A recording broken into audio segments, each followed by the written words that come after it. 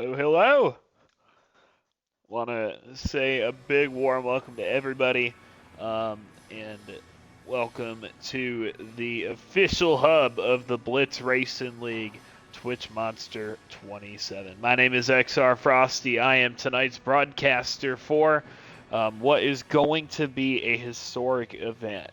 I'm looking forward to being here with all of you tonight. But before we begin tonight's events, I think it is extremely important that we honor and reflect what happened 23 years ago today, when the Twin Towers, the Pentagon, and a failed attempt on attacking the White House played out on September 11th, 2001. Nearly 3,000 people lost their lives 23 years ago today. So with that being said, before we begin our activities, I think it is extremely appropriate that we offer a moment of silence for those who are lost.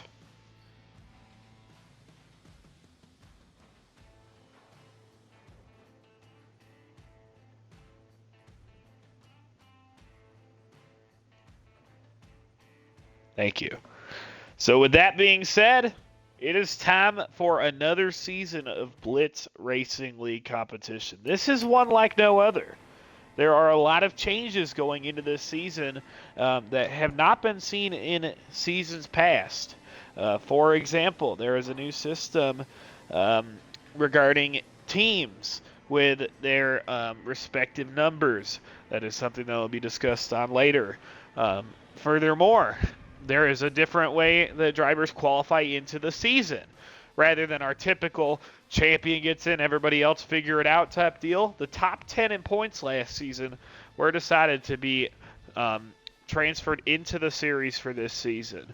But with that being said, there are new drivers this season. There are rookies. There are new people, and a few old names that some of you viewers may remember from seasons in the past that are coming back for the first time in a couple of seasons. So with that being said, we still have this series qualifier, but it is not at Homestead like it normally is. This season, the Homestead This season, the qualifying race for just straight up to make the field for the series to start the year is at Indianapolis Oval. There will be a brief race at the Indy Oval where X amount of drivers will lock in to the actual race, or for the actual season. Now, that is not just where we stop. Typically, it is only a one race, quick. Normally, it is just a one race, quick deal. These drivers are in, these drivers are out situation. But this season, it is vastly different, because as soon as we determine who makes the series for the season, we then get to decide who makes the accustomed, illustrious BRL 500 field. That's right. After our Indianapolis race, we will have not one, not two, but three more races. Brief races, 15 laps, at the Daytona International Speedway to determine who makes the Daytona 500 and what their starting order would be. XR Frosty, aka myself, is the defending series champion, so he automatically sits on pole, and therefore that's why I'm talking to you rather than racing.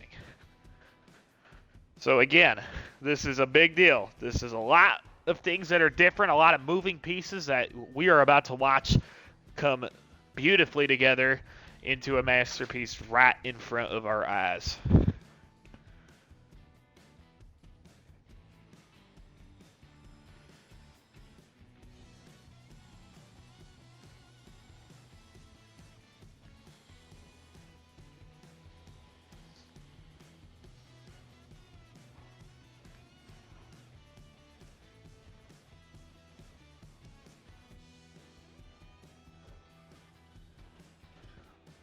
So again, I'm very happy to have you with us here. I am one of several voices that you will hear throughout the season here on Twitch Monster 27, giving you exclusive BRL Blitz Racing League content. There will be me, there will be various other commentators throughout the year. Every single Wednesday night at 7:30 p.m. EST, or in this case EDT. We are live for the Blitz Racing League as long as we have a broadcaster available. So if this is something that you want to continue to see, please support the channel, like, follow, subscribe, do all the fun stuff. So that we can continue to expand this racing league as we continue to excel our program into the future. Again, I'm looking forward to this. I'm sure many of you are. This is going to be a night to remember because not only is it just, oh, Frosty, it's just a qualifier race. This is history. League history witnessed before your eyes on this date in 2024. BRL has been along for a very long time. It was originally KMR, and then BRL began, and this league has been around for years and years and years. And as far as I've known, this is the first that we will see this specific format of series qualifications and race qualifications. So again, there's going to be a lot of moving pieces, a lot of different things to follow throughout the race, and I will do my absolute best to cover it all for you while making it easy to understand. I am going to try to look at chat while we run this race, races, and try to be as interactive as I can. So, with that being said, I am going to await my invite, and we will get things underway.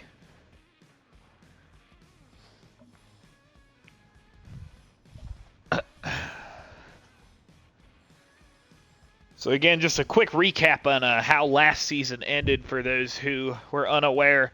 It became a quick after the championship 4 drivers were decided, being Zero Fan, XR Frosty, Hard. I don't know if Hard Breach is in it. I believe Hard Breach, Gibson, and Smat. I believe. After the Final 4 was decided quickly in that 4-race stint, it became 2 heavy runners, being Zero Fan and XR Frosty, the 2 drivers racing for the title. At the end of the day, with 1 driver missing the final race, the 7 of Frosty was pinpointed as the champion with the most points out of the 4 in that round. And this is where we have left off at in the history books. So, again, this is something to look forward to. It's something a lot different, but I think it is something really worth noting as we begin this season, watching to see if people like Frosty can continue to be strong, if people like Zero can continue to rack up race wins, to see how these pieces will align. There's a lot of new drivers this season, people that you may be familiar with in the league racing community, but maybe not so much in BRL specifically. So again, there's a lot of moving pieces to watch tonight. I will do my best to help everybody understand while we continue to watch one of the greatest racing leagues in existence. So again, I'm awaiting my invite. That's why I'm sitting here spitballing. Also, this is insane. I tried to tune into the stream on my phone so I can look at chat, and I have 6 ads. Cookie, this is an abomination to mankind.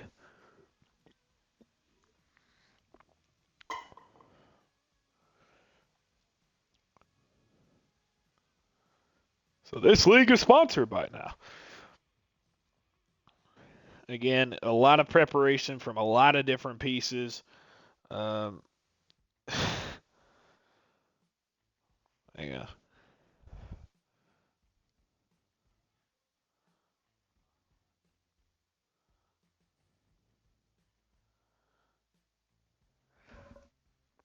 Again, there's a lot of moving pieces going into this race, and I think this is going to be something really worth watching. Is not only is it a bit of a fresh start, but also on top of that, a little bit of what's it called?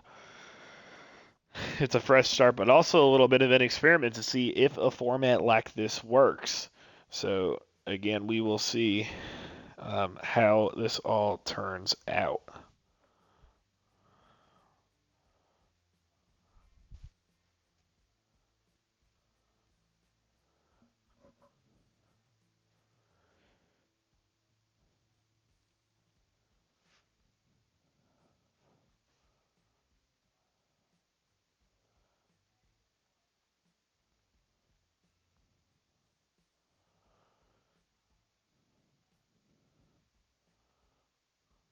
Twitch.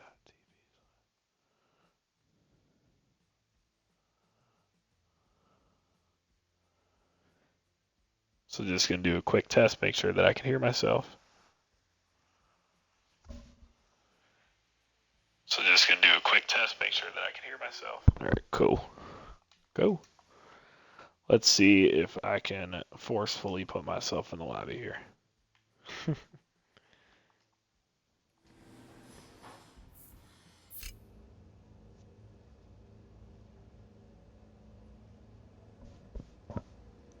Sweet. I didn't get an invite. I forced my way in there. Hello, Wizzy.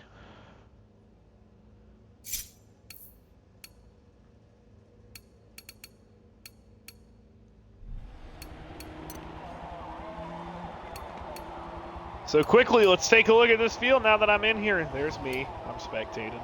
There's the league owner, Mr. Cook, spectating. Chris the God 4 is back for another season of BRL. I have not seen that name in a long time, so good to see him. Following that, we have the likes of Dale Jr. fan back. Or excuse me, Dale Jr. in the 3. We've got V. Michael Slay driving the Bush 44. He's back for the first time in, I believe, 3 seasons. This is, I believe, a new one. Amaturenzo in the 24. Woozy Emu in the 18. I think that's a Chevy. It is a Chevy. There we go. Exgo Vendetta in the Dale Jr. looking 88. Smat Pack is also on spectate. He is in the 37 Walmart machine. I can't even tell you that number if I tried. Lando, one of our rookies, driving the number 48 car. Chevrolet. Shadow, another one of our rookies. Shout out to you, gentlemen. Driving the Hopper Max number 5. And beloved car, he is currently on spectating, driving the beautiful Crown Royal number 8. Back in black, driving a Dale Jr. inspired number 9. And the 55 of New Days. One of our newer drivers. I believe he is an international driver, so pretty awesome to see for this racing league. Those are the boys getting ready to suit up and get going for the qualifier. Again, this is the series qualifier, not just the race or not just the 500 qualifier. This is to make the series for that first round.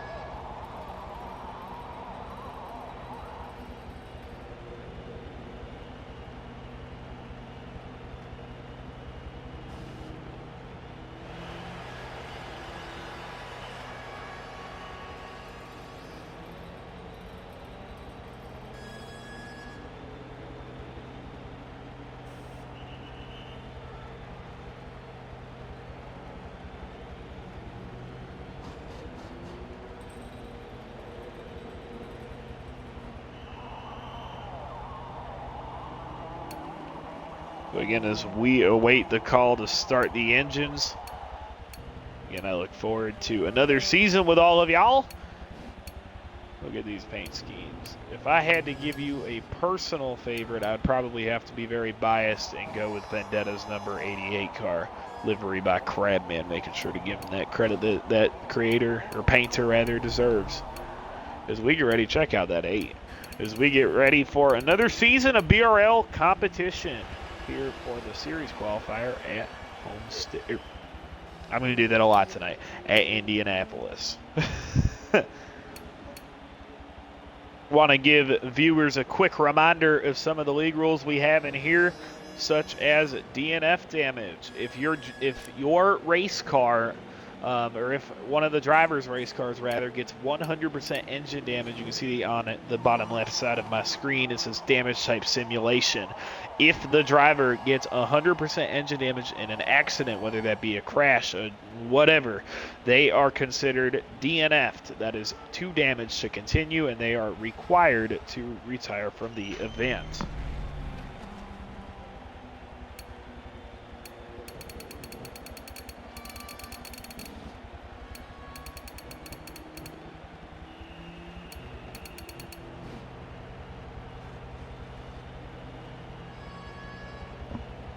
So again, just waiting on that call. It appears that we are getting a few more drivers in. Go back to my footnotes.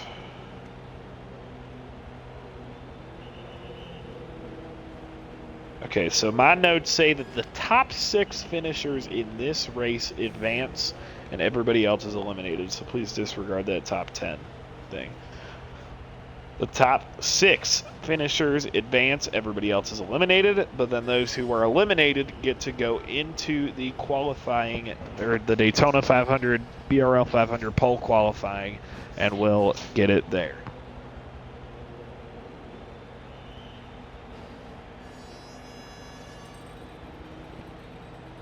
So again, look at all of these drivers. There's Hyundai coming back for another season in the Carvana 84. Look at all of these numbers. To see a racing league with this much rich history, going through several different games, several different sagas from the Eutechnics area, or from the Eutechnics era to the Heat era to the Forza era, Forza 6, Forza 7. To see this many drivers in a league that is this pure is absolutely excellent. On behalf of myself and the rest of the racing league and the officials, this is something you absolutely love to see. To see these many drivers and some good looking paint schemes getting ready to race it out to determine who gets into the show. Again, I have listed here that the top 6 I have listed here that the top 6 drivers will make it in.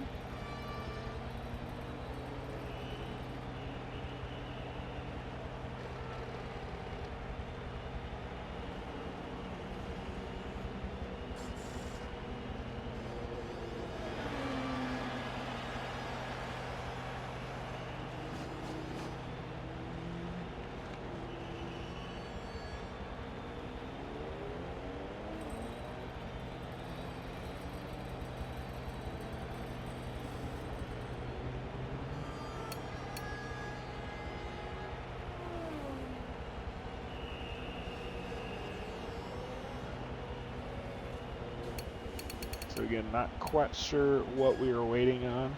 There's who was known as Maryland, now the Sandwich. He's in.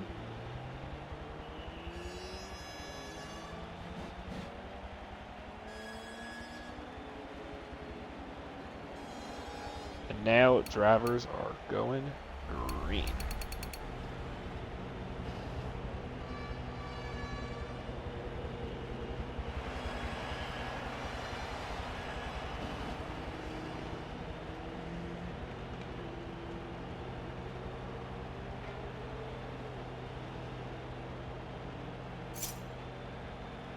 And here we go. Getting ready for the qualifying race for the series. What drivers will be in the series in itself? Find out today. What did I say today? Find out right now. I did not get a specific lap count for this race. I believe it's 15 or 20. Probably put money on 15. But again, this is the moment we've been waiting for. The engines have not been started since the championship ensued in Road America. There's new faces in new places getting ready for the races. Yeah, that's right. Call me the racing Dr. Seuss, man. We are getting ready for a new season of BRL action. The cars are gridded up, and we are underway for our first pace lap. Again, it's going to be very important that we watch here throughout the race. The top 6, to my awareness, those top 6 will be in the race.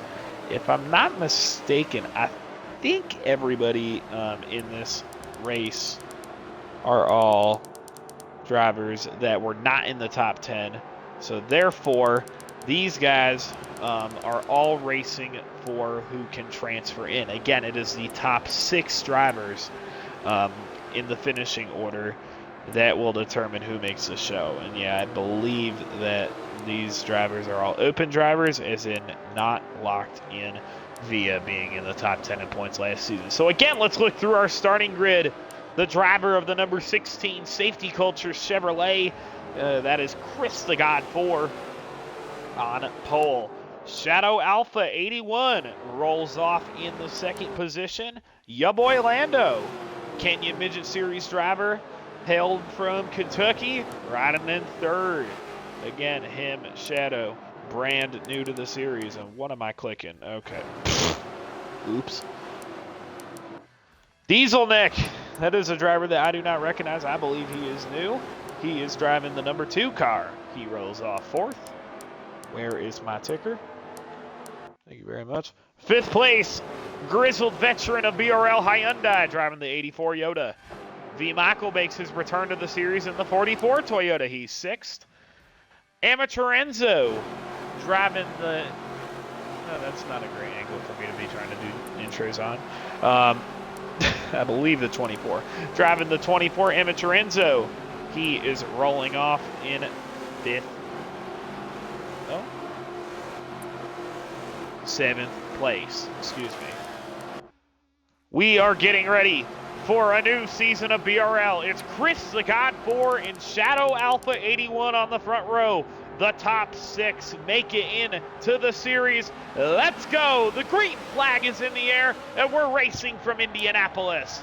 They fan all the way out, 2, 3 wide out back, as the leaders are already getting shuffled. It's Chris the God 4 out front, the field following suit. And here we go. We are officially underway for a new season of BRL. There is a driver slow on the racetrack. We'll see if we can get a little bit more clarity on that. That was New Days, in the 2 car.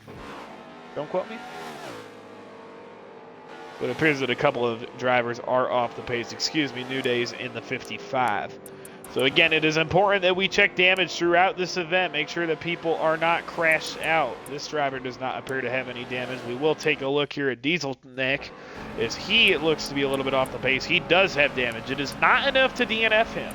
So he is cleared to continue racing in this event, considering he doesn't get more damage. But that is something we're going to want to take a look at, as now we shuffle back up to the lead. While we were focusing on that, Hyundai takes a commanding lead. Here comes your boy Lando to the inside. Lando on the inside. It appears to be Hyundai on the outside. Chris the God in a close third as the battles continue behind him. This is a tight one for the race lead. Again, these folks have to remember that the top 6 of these drivers get into the series, so they cannot afford to mess up their stuff and wreck their equipment. If they do, it is game over and they go to Daytona having to try to make it work there. So again, check out your boy Lando in the number 48. He leads lap number 3.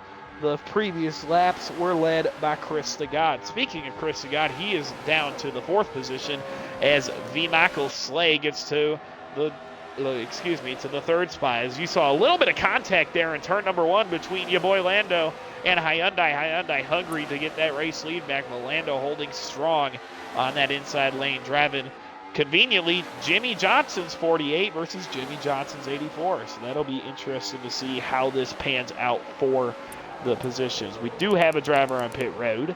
He is way off the pace. It is Dieselneck. I assume he's getting that minor damage fixed, as we will continue to watch it. Oh, contact is made. The 84 and the 48 make a little bit of contact, with the 44 also battling there as well. We'll see if that could transpire into any future incident, as again, look at all these guys, 5 cars abreast now racing for this lead. Again, the top 6 are the ones that make it through, so these drivers cannot afford to hurt themselves trying to win. As long as they get that top 6, they are good for the season. Or excuse me, for the first 4 races of the season. Again, the top 10 in points from last season, those folks are locked in to the season regardless of what happens here at Indianapolis, but these folks are the ones that are racing to get in. If they do not get in the top 6 in the finishing order, then it is game over for them unless they can transfer through in the Daytona qualifier. Let's look a little bit further down through the field of Exco Vendetta in that Mountain Dew number 88, as he rides behind a battle between the 24 car and the 51 car, I believe. That might be the 20. Nope, that is the 22. Excuse me. The 22 car and the 24 car, they had a little bit of a battle, with the 88 keeping up in tow. Again, that is Exco Vendetta in the 88. Furthermore, oh, we got somebody sideways. Around goes the 24 of Amatorenzo. There's contact out back. It appears that nobody's going to end with damage, but that is a difficult situation for Amatorenzo. We'll see if that triggers a caution as he is slow on the racetrack. He does have 3% engine damage, so it does not appear to be enough to be detrimental for him, although his chances of winning this race are virtually over without a caution. So again, let's look further up through the field. And now Hyundai taking a commanding lead over your boy Lando. V. Michael sitting in third, followed by Shadow Alpha, again, one of them rookies, in fourth, and Chris the God 4 in fifth. Sandwich sixth, Vendetta seventh. He's the first one outside of that deficit to make the cut. Dale Jr. in eighth, Woozy Emu ninth. Amatorenzo, who we were just mentioning, in 10th, New Days 11th, and Diesel Neck 12th, a lap down. So as we go further back through the field, let's go with the onboard driver, or the onboard camera of Shadow Alpha 81 as he continues to hunt down these leaders. Again, he does not have to worry about making the field or not if he stays where he is right now in that fourth position. He does have Chris the God sitting closely behind him in fifth, just about a half a second away in striking distance. So we'll see how this can transpire moving forward, if we could see some sort of draft start to build up so that the drivers can get a little bit closer together. We'll see. Shadow is very close to breaking that surface area to the point where Chris the God 4 would have to work to get back through there.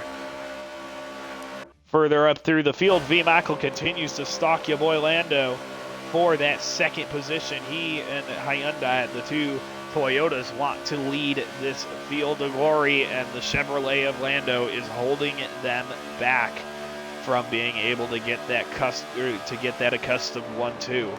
But he wants to hold on to this position, and if something happens to Hyundai, be able to transfer through with this win. But again, the top six make it, so if all these drivers calm down and sit where they are now, they are good. So again, that is something important to note, is again, it appears that the first place car has separated from the field.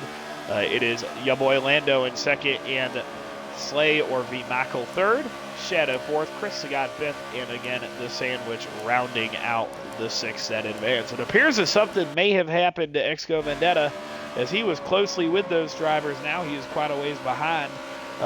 Approximately 2/10 behind Junior, gives him a bump, gives him a really aggressive bump, but he is a whopping 8.8 seconds behind what he would need to transfer through. So again, that is important to know. I do not have a specific lap counter on this race. I'm going to assume it is 15 laps, but we will have to see together. Again, all right, looking like we may have a lapped car. Again, Diesel Neck, he's already one lap down, and appears that he is very much off the pace with more damage. Not DNF damage, but damage. This could be a problem as he sits in the racing line. Hyundai has to go high, and the rest of the field follows in suit, and that's going to cause him to change for the lead. The lapper ended up getting in the way of the leaders. I know for a fact Hyundai is not going to be pleased with that, as now he has to chase your boy Lando and Michael for a race win that he practically had in the bank. So that is going to cause some tempers early, not even before the season starts. Or excuse me, before the season even starts. We could see some tempers flaring, as now it is once again a 3-horse race for the field, but they shuffle. So now Lando first, Michael staying very abruptly on his back end for second. Now he looks to the inside, and we have a side-by-side battle for the lead. It's going to be Landon on the outside, Michael on the inside. Again, Michael trying to get that run off the corner. Can he get the clear? He does just barely. How will Landon react? Will he push? Will he try to go to the bottom? It appears that he is focused on pushing this 44 right now. Oh! And there's a slow car on the track. He takes out the leader. This is for sure going to be a caution. I'm not sure who that was. I believe that was Diesel Neck in the 2. It was. I'm not sure what happened with him. He's not DNF'd, but he came down right in front of the field and triggered a big crash for the driver battling for the lead, being V. Michael. Michael is Michael is out of this race as a result of that contact. He will have a chance to continue his quest to get into the series in the 500 qualify coming up after this, but his quest for the race victory is done from a top 2 position. Again, that is extremely frustrating for the driver of the 44, as he had a very good chance, if not an affirmed chance, to make the field in this qualifier, and that incident right there completely changes the game. The caution is out on lap number 12 as we prepare for what should be pit stops.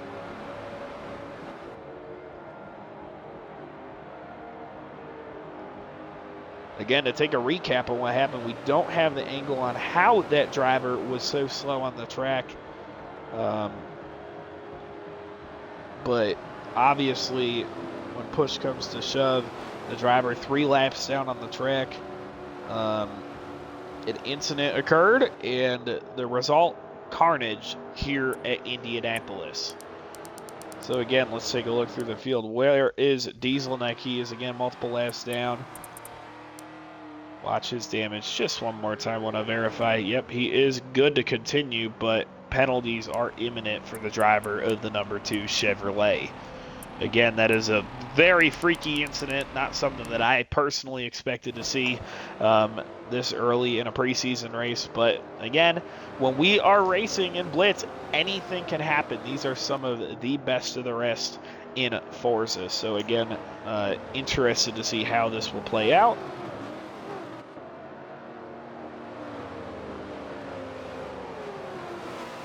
Going to see if I can get a little bit of input here on when the white flag is, so that I can accurately give you guys updates as they come through. Teammates for Brown Family Racing, a new team this season. Shadow Alpha 81, ya boy Lando 15. They lead the field after that incident put us under our first caution of the day. Hyundai, who was briefly racing for the lead until he got contact with that slow car just the lap prior. He was the leader. He now sits in third with still a very good chance to win this race.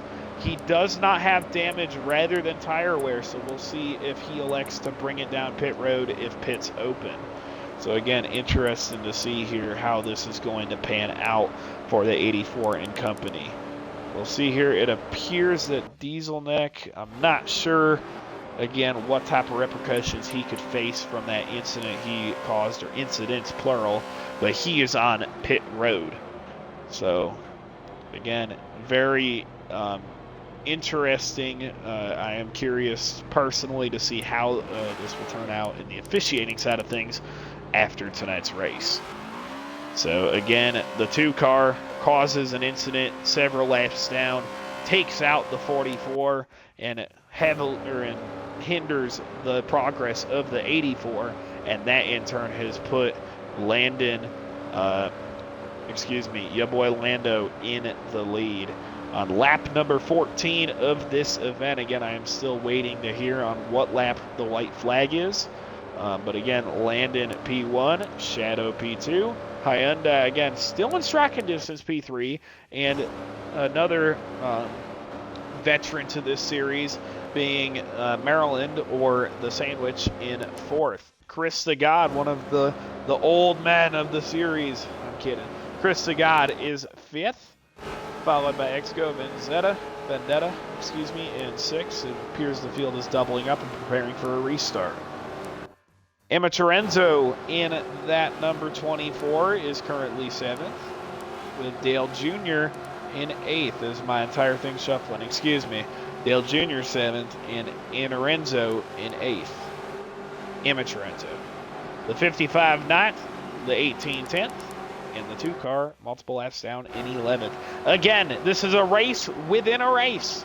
Not only are there drivers going for the victory, but also that top 6, that prestigious top 6 of who makes the show for the series when it comes time to begin.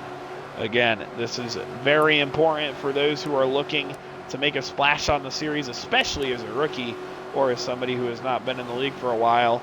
So we will take a look at how things pan out here. The field is two abreast as we come back to the start-finish line.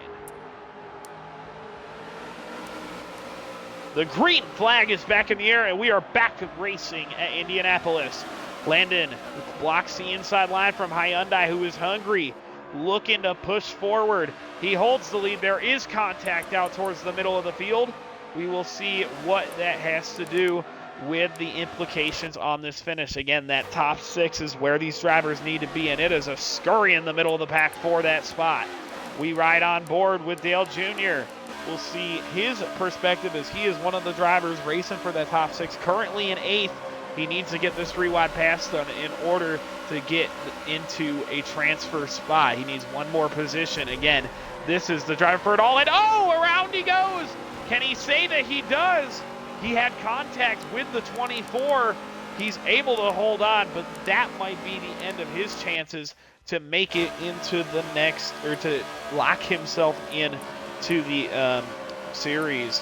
So that is something worth noting, as now we see Maryland, or the Sandwich, putting pressure on the 84 of Hyundai, as the 48 of Lando is off in his own zip code as the driver of the 48 leads. The 84, which conveniently enough, again, Jimmy Johnson's current ride, second place, and Maryland in third. So as we continue to watch, there is a bit of a scuffle, I would say, still jostling around for that position. Again, Emma Terenzo, one of the drivers involved in that lap 14 incident there. He is 7th, the first one out, which currently has Chris Stegod for Vendetta, Shadow, Maryland, Hyundai, and Landon, the 6th at advance. Again, I'm not quite sure exactly where the white flag lap is. I'm going to assume it's on or around 20. So we will continue to watch this closely. Again, the Daytona races are all 15. So I'm curious to see how this is going to play out. Again, the top 6 are the drivers we are focusing on to make the field for the new season. These are all drivers who were not in the top 10 last season, so they all have the same goal. Not only win the race, but make it into the field. Because again, Landon on the lead. But here comes Hyundai. No distractions, nothing but the 48 and a checkered flag in his sight line. He has to get it done, or excuse me, he does not have to get it done, but I'm sure he wants to get this win after especially what happened there with the 2 car. Furthermore, there is somebody slow out back, and that may have been the checkered flag.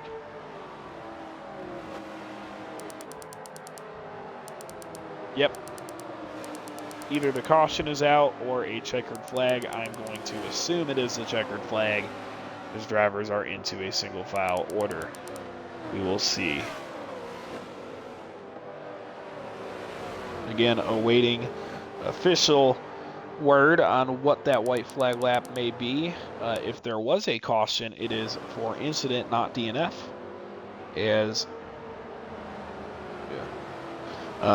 There is a caution for incident, not DNF. So we will see how this transpires. So all of these drivers should be close, but good on fuel. I want to give a quick shout out to Who's Easy giving me some information here as we work. White flag is lap 20. The checkered is the start of 21 unless told otherwise. So again, we will see if anybody elects to get freshies on. If I'm one of the drivers in the last group of the field, then I would absolutely go and take this opportunity. Seize it. Get fresh tires if you do not think you have the raw pace to get up there.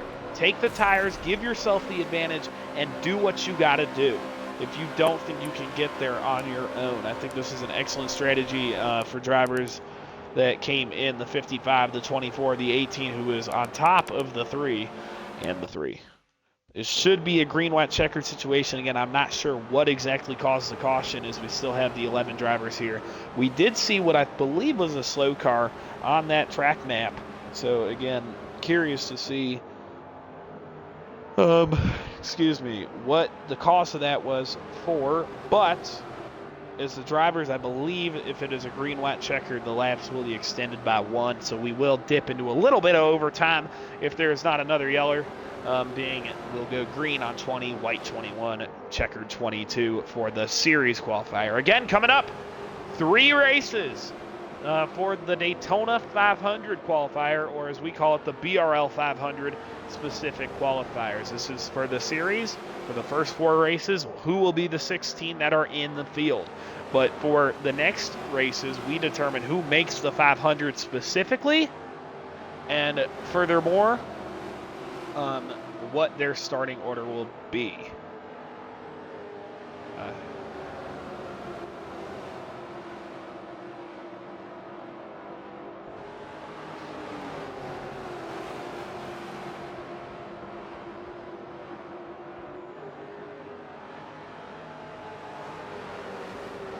So again, green, white, checkered to finish off the series qualifier. It is vital that we watch the top 6 because those are the ones that will be racing will be guaranteed spots at the start of the season. So we are going to ride on board with Chris the God 4 in the number 16 safety Culture, I believe it is. Chevrolet, as he is right there on the cusp. He has to get one position. We'll see how this rolls out. It's going to be Landon on the inside, Hyundai on the outside as we prepare for the green-white checker. Here we go. Green flag is back in the air. We are back to racing again.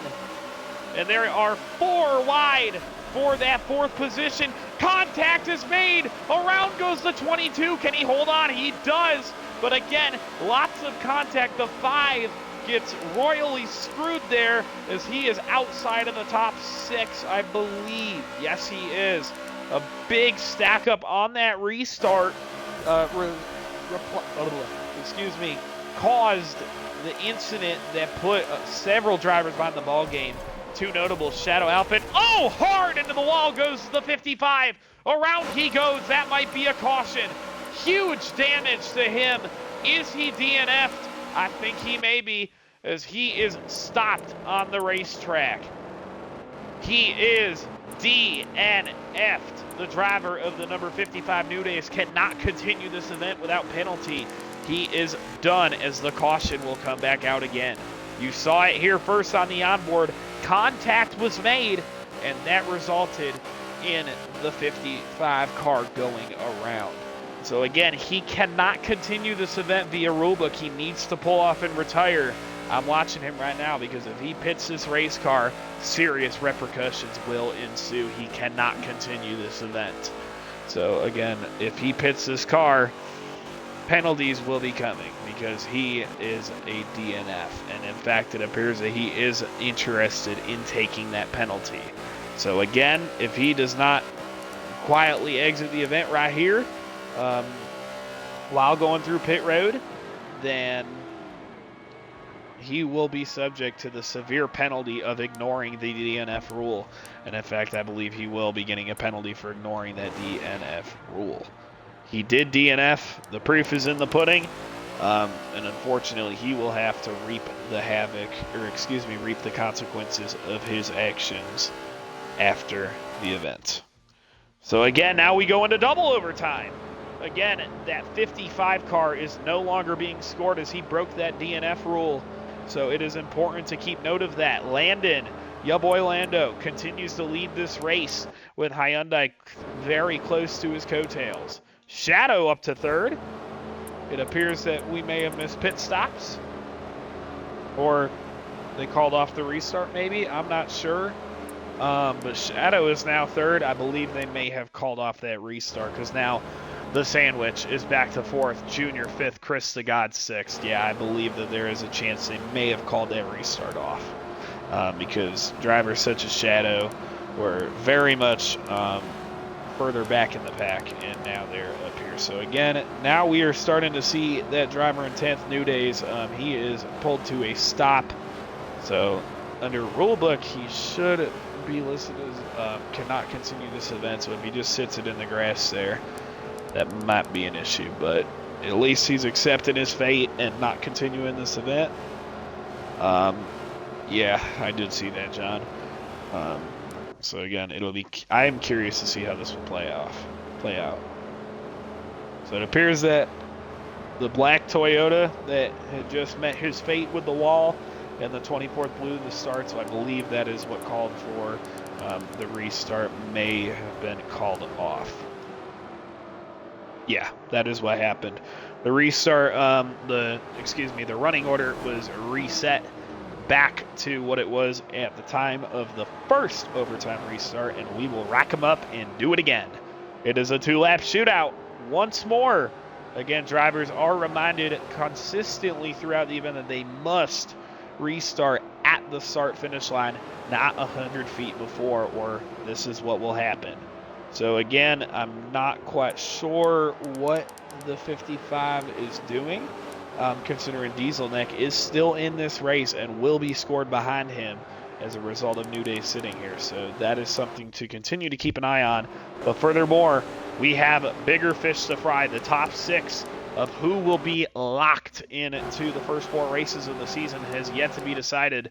Again, like I said on the last one, for drivers like Chris Sagat 4, it is do or die, as there are 2 laps to determine who is going into the race.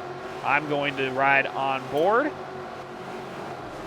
do the little third-person cam with the 16 as we prepare to go back racing. It's 2 to go in the race. Overtime attempt number 2, and the green flag is back in the air. We'll see how this plays out as Landon leads him into 1. Hyundai staying side by side, but will not have the momentum to stay there. So Shadow looks to the inside. The 16 makes contact with the 3 car. Again, this is for the transfer between the 16 and the 3. The 48 continues to take the lead with the 5 battling, yep, that's a word, following in his coattails, and now 3 wide for that final transfer. This is for who makes the field. It's for the money. Chris the God 4 wisely backs out of it as the 88 misses the corner, and around he goes. Hard into the wall goes the 88 machine, and that may just end up being another caution. Caution flag is out again. The 88 and the 3 are involved. That is Exco Vendetta. Is he done for the day? He is done. So he will not be one of the 6 to make it in to the series officially at Indianapolis. Again, he still has a chance at Daytona to make the BRL 500 in that qualifying race. But unfortunately for him, it is day over for the 88 car. Furthermore, the 3, he appears to be fine. Maybe a little bit of damage. Yep, body steering drive lead for the 3 machine, but he is able to continue going. Again, when the drivers are presented with a situation such as this one, the difference between what is acceptable in the drivers per se and what is acceptable to an outlier or to an outsider like myself per se is obviously a lot different. When you are put in the do or die scenario, drivers, some people will do whatever it takes, no matter how they do it. And this is that restart and the restart prior, I think, is a key showing of that you really never know what's going to happen. So again, this restart was not called off. It was cautioned for incident. So I'm curious to see if the drivers will have another opportunity to pit again. Furthermore, looking at fuel is looking tight. I don't believe it's going to be anything enough to make them be forced to make a pit stop, being 40% gas with 2 to go, or realistically coming around to 3 to go. So again, I don't believe that unless the driver has damage, that pit road will be a necessity. But we will continue to keep an eye on that. Will any drivers take the pit? I believe the 3 needs to, because he has body damage steering drive line. But on the other hand, okay, I just got a call. Disregard. But on the other hand, everybody appears to be staying out here. They will do so. Again, what we saw between the 16, the 3, and the 88 is pure aggression when they know that everything is on the line.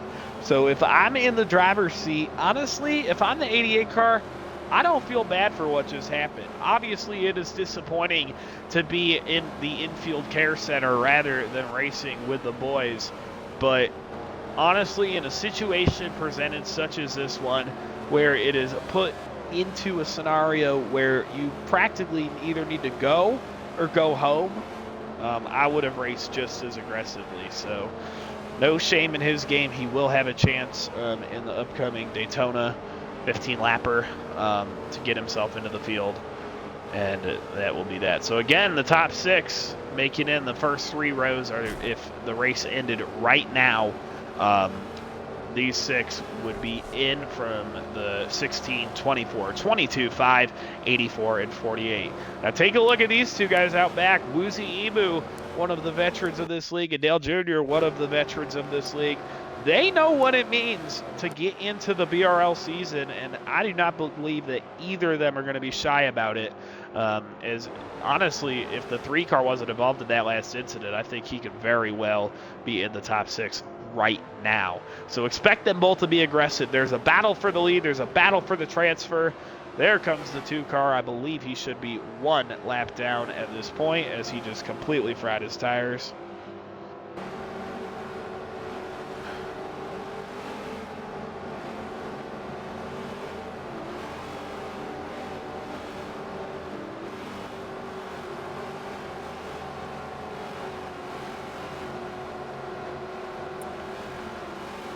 So again, this is for the money. The top 6 make it. The rest of them are eliminated. Dale Jr. is being told that he is done for taking 2 drivers out, maybe?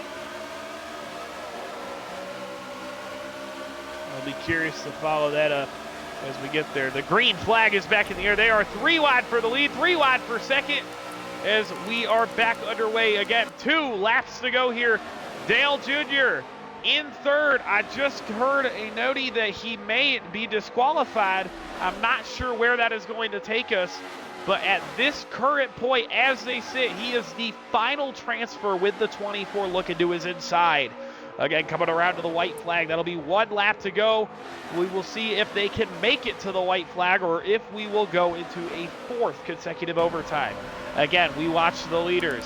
Lando, Shadow, Hyundai, they are racing for the win, but this is the battle that we need to see for that top 6. Again, this is where the money is. Woozy Emu putting pressure on the 24, who is trying to put pressure on the 3. We'll see who ends up on the flip side. The 16's looking pretty safe as long as he gets through the next 2 corners beautifully. But again, the 24 and the 18 have to make a move now if Dale stays officiated.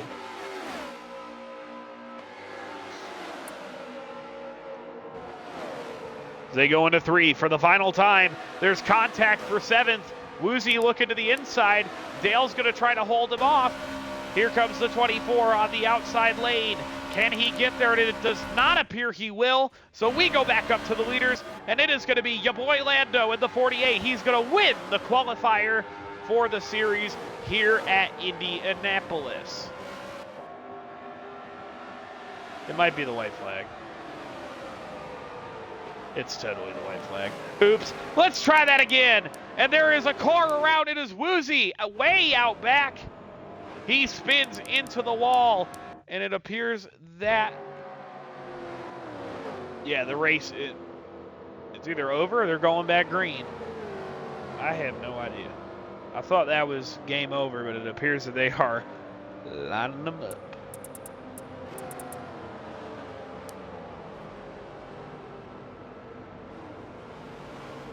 Yep. That appears to be day over for those drivers. Unfortunately, Woozy goes around fighting for it. So here is your 6 that make it forward. Your boy Lando, he wins this race. He's in, followed by, okay, people are moving, so I don't know who's where. Hyundai, Shadow, Sandwich.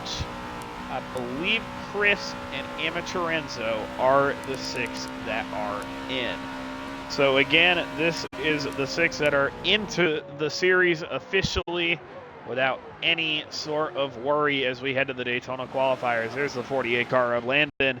He gets it done for the qualifier. Again, these races are not for points. They are simply for who makes it through.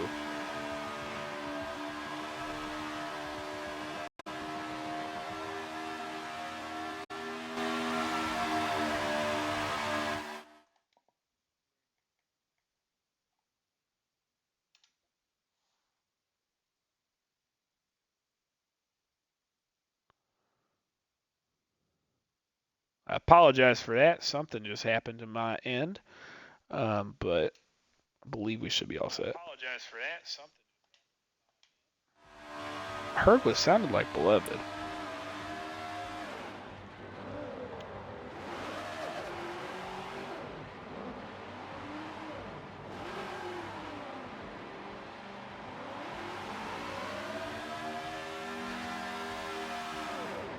Landon absolutely shredding the tires. Oh, I guess he got told to stop.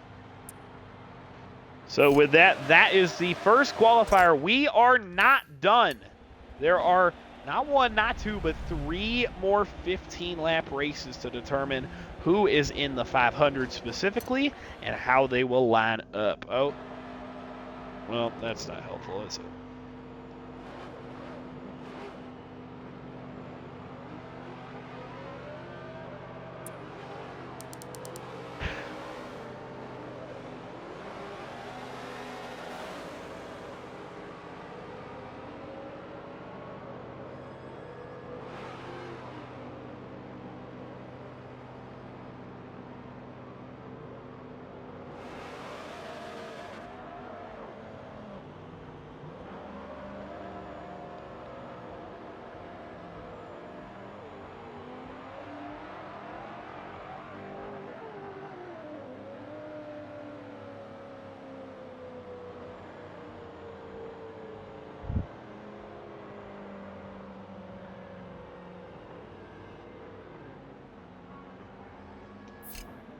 I'm going to assume that we are now in the mode to switch for the Daytona qualifiers.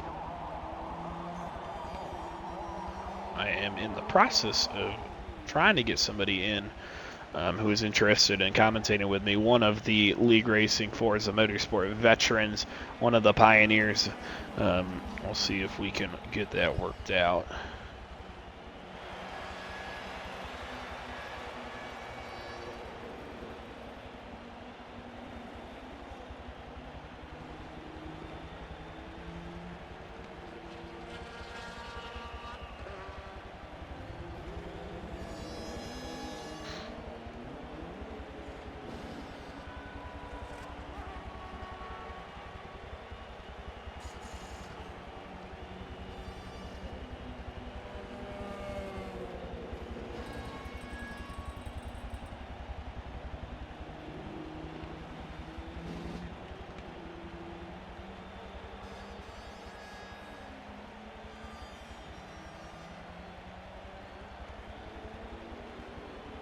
Again, when I have more information, I will provide it with all of you, as I believe we are getting ready to flip to Daytona.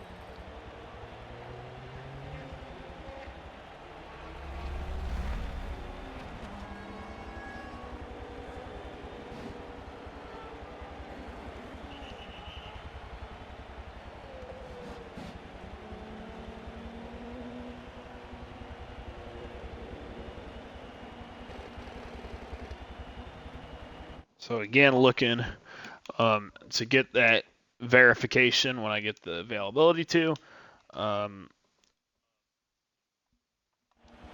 Obviously, they are busy people. So we will give them their time, and with that, I'm going to take my brief break, and we'll be right back. with more from the Blitz Racing League.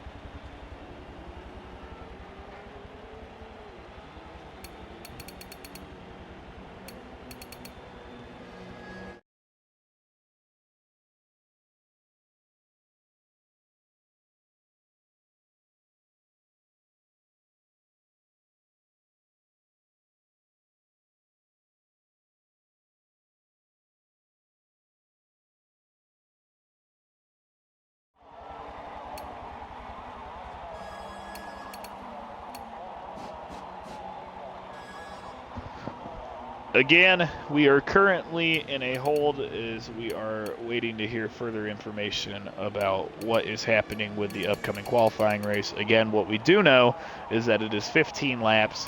The field is going to be split into two, and these 15 lappers will determine who gets into the race for the Daytona, or for the BRL 500 rather specifically.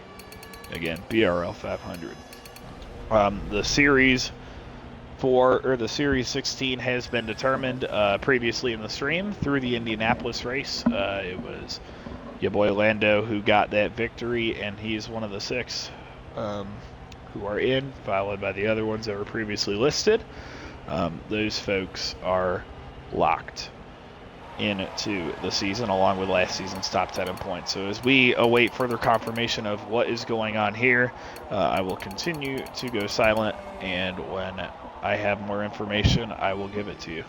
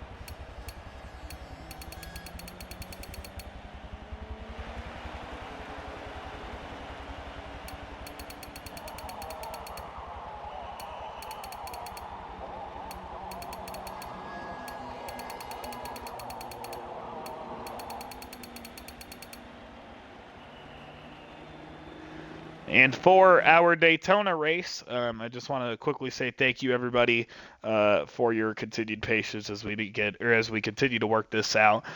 For this race, again, it is a 15-lapper. Half of the field will be in this one to determine the top. However, drivers make the 500 specifically.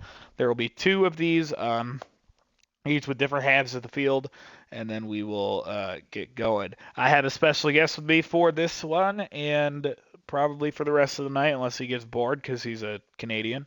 It is one of the most prestigious people in all of Forza Motorsport 7, 4, 5, 6, 7, and Motorsport. I'd call him one of the pioneers. So without further ado, introducing Who's Easy. What's going on, everybody? Talk. Glad to be here tonight. Hopefully it's going to be a good race. Yeah, make sure your Yes, audio is included. Okay. As you said, I'm a pioneer, dude. I know what I'm doing here. I know what I'm doing. Yeah, that also We're blowing implies that fireworks you're old. before the race even starts, dude. This is going to be good. Let's go.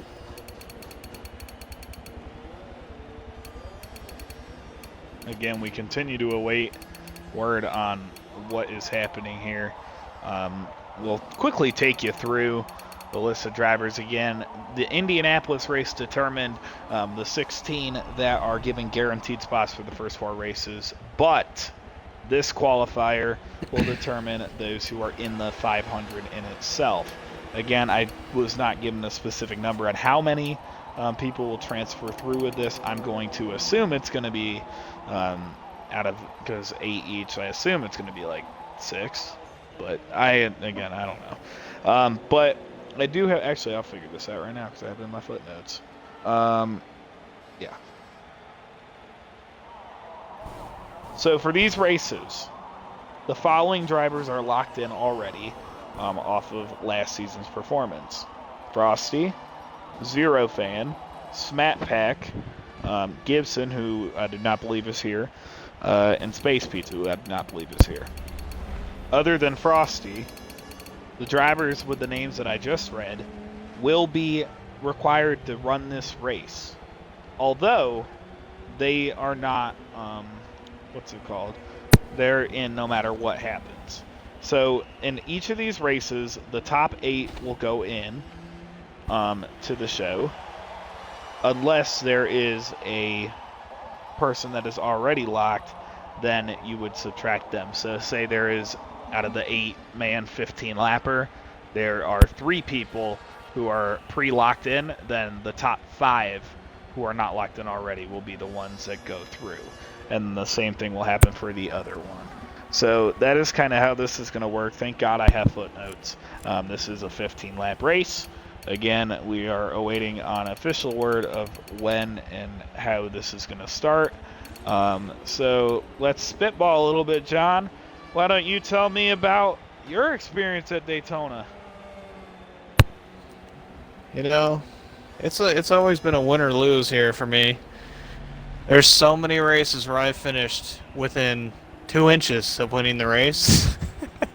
If it's the 500, yeah, you can count that race out for me. I'll be lucky if I finish the race. I'll call that as a win. Any other race, dude, especially the Clash, dude, I'll go 5 races in a row wins. Anything else that comes to a point race at Daytona, it's second place, dude. It's where I thrive, you know. Yeah, just like the FRC race this season. Where did I finish? Second. And where did he go in the Clash? I don't even know. Yeah, he didn't have Clash here, so. Yeah, it is an absolute pleasure to have. Oh, we're going. It is a pleasure to have you with us, John, to give us your key insight into this race. Again, we just explained how this is going to work out. These are very brief races, so these drivers are going to have to get going and go quick. There is no time to wait if they want to make the race. Again, I was told top 8 are in, unless there's a locked person, then it becomes obviously X-Men drivers less. Because there's 17 in here, I'm not sure how many drivers are in this, if there's just going to be 8. Oh, there's 10. Okay, there are 10. So the top 8 will be in the show. Or, excuse me, the top 8 that are not named Zero, Smat, Gibson, or Pizza. So that is something important to know. Let's take a look through the running order. John, you want to do every other row? Since I can't really see my gamer tags in the bottom left, I'd rather have you do it, buddy. I get the glitch going on here, where I can't see names. Fart. Greasy old fart. Beloved Car in the number 8. He is back for another season of BRL action. He sits on pole for this race, followed by, who is that? By Sam Cook, the league owner, in second. New Days in the 55. We saw him in the qualifier. He is rolling off third. He is one of those that has to get in, that needs to get in through this race. Followed by fourth place, Exco Vendetta, who was oh so close to making the field, but was involved in an accident. Further back, we have... Oh, I'm in a terrible camera angle. I can't even see people's names.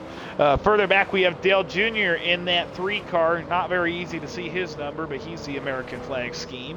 He's rolling off 5th alongside V. Michael, who we saw go out as a result of that issue with the lapper. He's looking for redemption. He is 6th.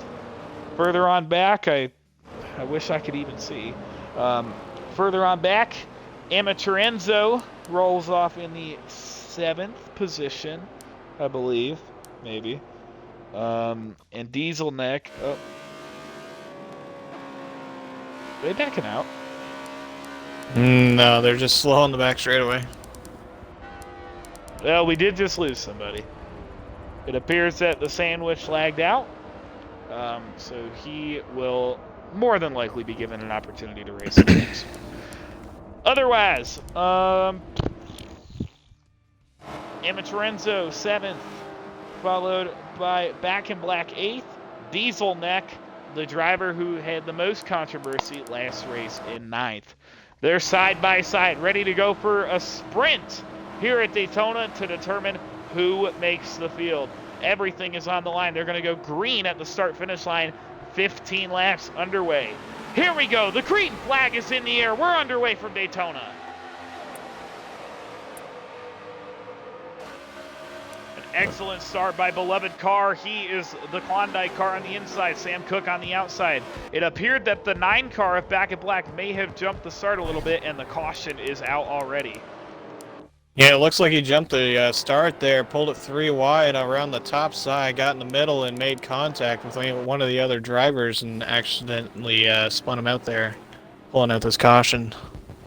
Yep, there is a slow car, New Days, in the 55. He is at a slow pace. He is not DNF damaged, so he can continue this event, but he appears to be the leading cause for this caution. So, again... this is what happens, John, on very short races with high stakes. We're going to see this a lot, as shown in the original qualifier. So, again, it's something to kind of keep a look on, as we know these drivers are racing for everything. All drivers, except for one, will be in the show. So, basically, it'll be a battle for not last at this point. So, we'll see if Cookie elects to open pit road here on this first lap, or if they'll get ready to go back green. I believe they will open pits. John, I feel like we both know the answer to this question, but for the viewer's sake, pitting? If you got damage, you're pitting, but other than that, you're going to be staying out this whole race. I can't see anybody coming to pit road ever. If this was 25 laps, I could see somebody coming in. Yep. 2 takers, Back in Black and New Days, both of them involved in that incident. So interesting to see those two go in for their 0.3% tire advantage. But again, Beloved Car, one of the oldest drivers in BRL, one of the grizzled veterans, front runner with CMR. He is currently first. The league owner, the boss, Sam Cook, second. Vendetta looking for revenge in third. Same with Michael, fourth. That is Dale Jr. in 5th, and the 24 of Amatorenzo in 6th, as we prepare for the cars to double up and then get back green. In this league, there is no choose cone. The only person who gets to choose his lane is the leader. It appears Beloved is going to go to the top. That is an interesting call. John, what do you have to think about that? It really depends on who's behind you on the start, if he's going to push them hard enough off the start. But yeah, definitely the bottom lane has been the preferred lane on most Daytona races. But you never know. We'll see what happens there. Yeah, absolutely. I believe it was a difference between having Vendetta push you or V. Michael push you. And one thing that we can say about Michael, he is very aggressive on these plate tracks. He knows how to get it done. So that might work out, but it also could lead to a detrimental move that could very much hurt that 8 car. So it's a risk. But in a race like this where the safety net is just don't get last, why not? I'm going to say this right now. This 88 car, this thing looks hot, dude. This is a great scheme on this car. I love it. Yep. That was a downloaded livery, but really good looking. One of 2 Mountain Dew cars in this field of 10. So again, it is Beloved car, Sam Cook on the front row. They're going to lead us back to green here at Daytona. We made it through one lap. We'll see if we can get through another. The green flag is back in the air. And there's another caution here. 88 gets spun. Around they go, out back. The 88, and immediately the caution gets called off. John, what happened there? Again, it looked like the 9 car back in black jumped the start there, pulled it 3 wide on the bottom, and just more contact led to the 88 spinning. That is not good. We'll see if there's any reprimands for his actions there, especially this early in the race. Oh, okay. Especially this early in the race. I know it's only 15 laps, but on the restart, I'd say that is a little bit too risky. I understand the idea of having to go, but at the same time, when you are causing incident after incident, that is definitely a problem that should be looked at. So we'll see how, again, the folks officiate that moving forward. We will keep a close eye on that number 9, and we'll see what happens. So, yeah. Well, the more cautions that happen, the better it will be on the racetrack as people will start, taking their time and try not to wreck on this restart. Because obviously these drivers want to race. They don't want to just pace all the way around, so hopefully they tone it down and give a little bit of room here. Going green this time. Next time, I mean. Indianapolis said otherwise. But yeah, we'll see. Again, pit road's open. I don't think anybody has a reason to at this point. It didn't look like the 88 or anybody had contact with the inside wall, so we'll see if anybody chooses to pull in here. The 9 of back in black goes in. Go figure. I mean, the 9 of back in black goes in. He has made 2 pit stops thus far, so I'm not sure if that is some sort of penalty implemented or if he is going into service what could be a damaged race car. So again, something to keep an eye on moving forward. Once again, want to say a big thank you to everybody going or being a part of this broadcast. We have been live for 90 minutes here for the opening night of BRL.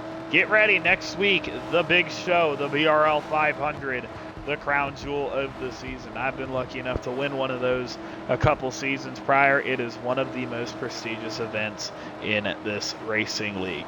So obviously I won't be commentating that one because I'll be driving it. But if we do have a stream, make sure to come back next Wednesday, 7:30 p.m. Eastern Time, so that we can,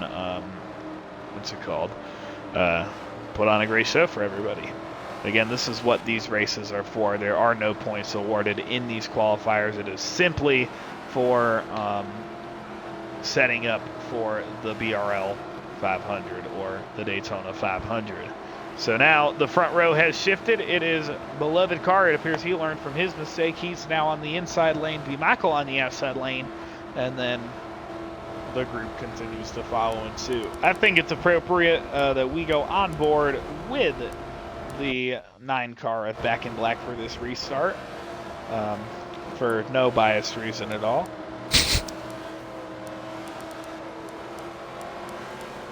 It seems to be a rocket Again. on the restarts, man. You can barely hold on to it, but we'll see. He's got to put some wings on this car and keep her on the track. Let's go. Yeah. Again, we are already at what is 10 laps to go. I'm not sure if he will have the white B15 or the checkered B15. All he said to me was a 15-lap race, so we'll see how it pans out. We're getting ready to go back through the gears for restart attempt number 3. The green flag is in the air. Appears to be a legal restart by everybody this time. Figures. As they are 2 wide, 3 wide for the lead between beloved car who has contact, V. Michael, and the 24 of... Sorry, my mic cut out. The 24 car, it appears that the, oh no, around goes the 8. The race leader on that restart is around out back. It appears they stay green. Again, that is beloved car. Not good for him because you have to be in the top 8 in order to transfer into the race. So that is something to keep note on, that he is going to find difficulty getting into the 500 unless there is another caution, as we are already inside 10 laps to go. It's V. Michael currently out front trying to get redemption for what happened to him in the last race, followed by Back in Black, who had several controversial restarts in second, and Amateur Enzo looking to his inside third, battling for that second position. He gets it.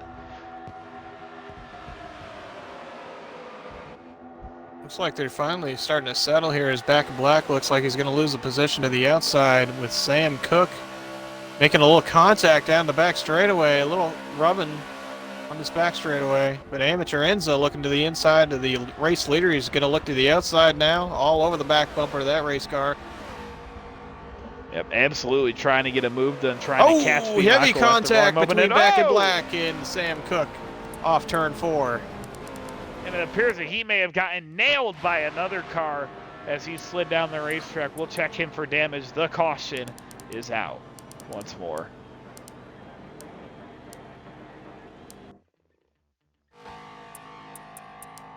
It's hard to say what caused that. I barely caught a glimpse of that, but it looked like the 36 made a little contact on the quarter panel of Back in Black. He got spun, went up, hit the wall. And whoever just ran into the number 9 machine, hopefully he's not DNF'd out of this race. Yep, and surprisingly, the 9 car does not have enough damage to consider himself done for the day. But yeah, definitely worth looking at. And it's important to look at also on the back straightaway the lap prior. They were making very aggressive contact in the corners. So you can call me crazy, but when you look at it from our perspective, that almost looks intentional. So again, a lot of things happen at Daytona, you never know, but there was definitely a precursor to that one that has brought us under our 3rd caution of the day. So again, pit road will open this lap. I expect to see several drivers in. Oh, Back in Black has departed from the race. So that is interesting to see. Maybe my thing was wrong and he just had too much damage to continue. It did look like he was nailed by another driver, who I do not know. But yes, Back in Black has departed from this event. Whether that was DNF, my screen did not say he DNF'd, but it appears that he's calling it a quits. So he just messaged good luck to everybody at Daytona. He will not be one of the 16 participating in the BRL 500 unless he gets the opportunity to fill in. So interesting, we have no takers on pit road as drivers will get ready to get back underway for what will be the 4th attempt at a restart. John, if you are Amateur Enzo, currently riding in the 2nd place position, he has the speed to get this win. Are you looking at trying to challenge that 44 on the restart, or tucking in behind him as soon as you can and trying to work on him that way? Well, with how aggressive these guys have been behind him, I want to pass this guy as fast as I can and try to maintain the lead, because these guys behind him have been racing very hard. As you've seen the contact before that incident, I think the safe place to be right now is out in front. Yeah. Absolutely. I think that's a very valid statement. The 44 picks the inside, so the rest of the field will follow in suit. As, again, now looking, these 8 drivers officially now with Back in Black's DNF. The top 8 make it. There are 8 drivers remaining. So all 8 of these folks are in the BRL 500 as long as they don't get disqualified. So, again, if I'm these guys, you know that this 15-lapper does not determine the starting grid. It simply determines whether or not you have a secure spot in the race. So if I'm these guys, I'd probably be going 30 miles per hour in last right now. You do not want to junk your car when you are confirmed in the show. But again, this will be interesting to see how drivers play this one out moving forward, as there are, I believe we're going to be coming to 5 to go. Again, I was lap 14 is white flag from my knowledge. So, all right, go Dale. So again, side by side, V. Michael on the inside, Amateur Enzo on the outside.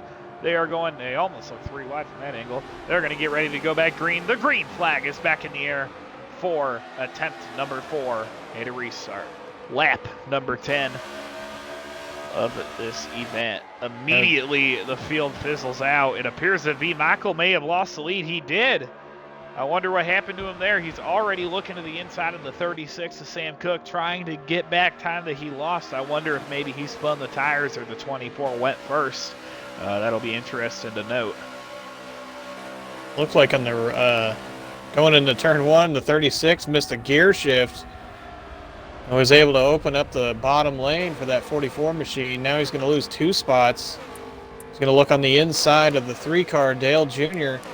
He's going to come down and block that momentum, but there you are, almost 3 wide for the race to lead. Still side by side, a little contact coming to the start-finish line. What does Dale Jr. do? Does he push the inside or the outside lane, or does he force it 3 wide? We're about to find out in turn number 1.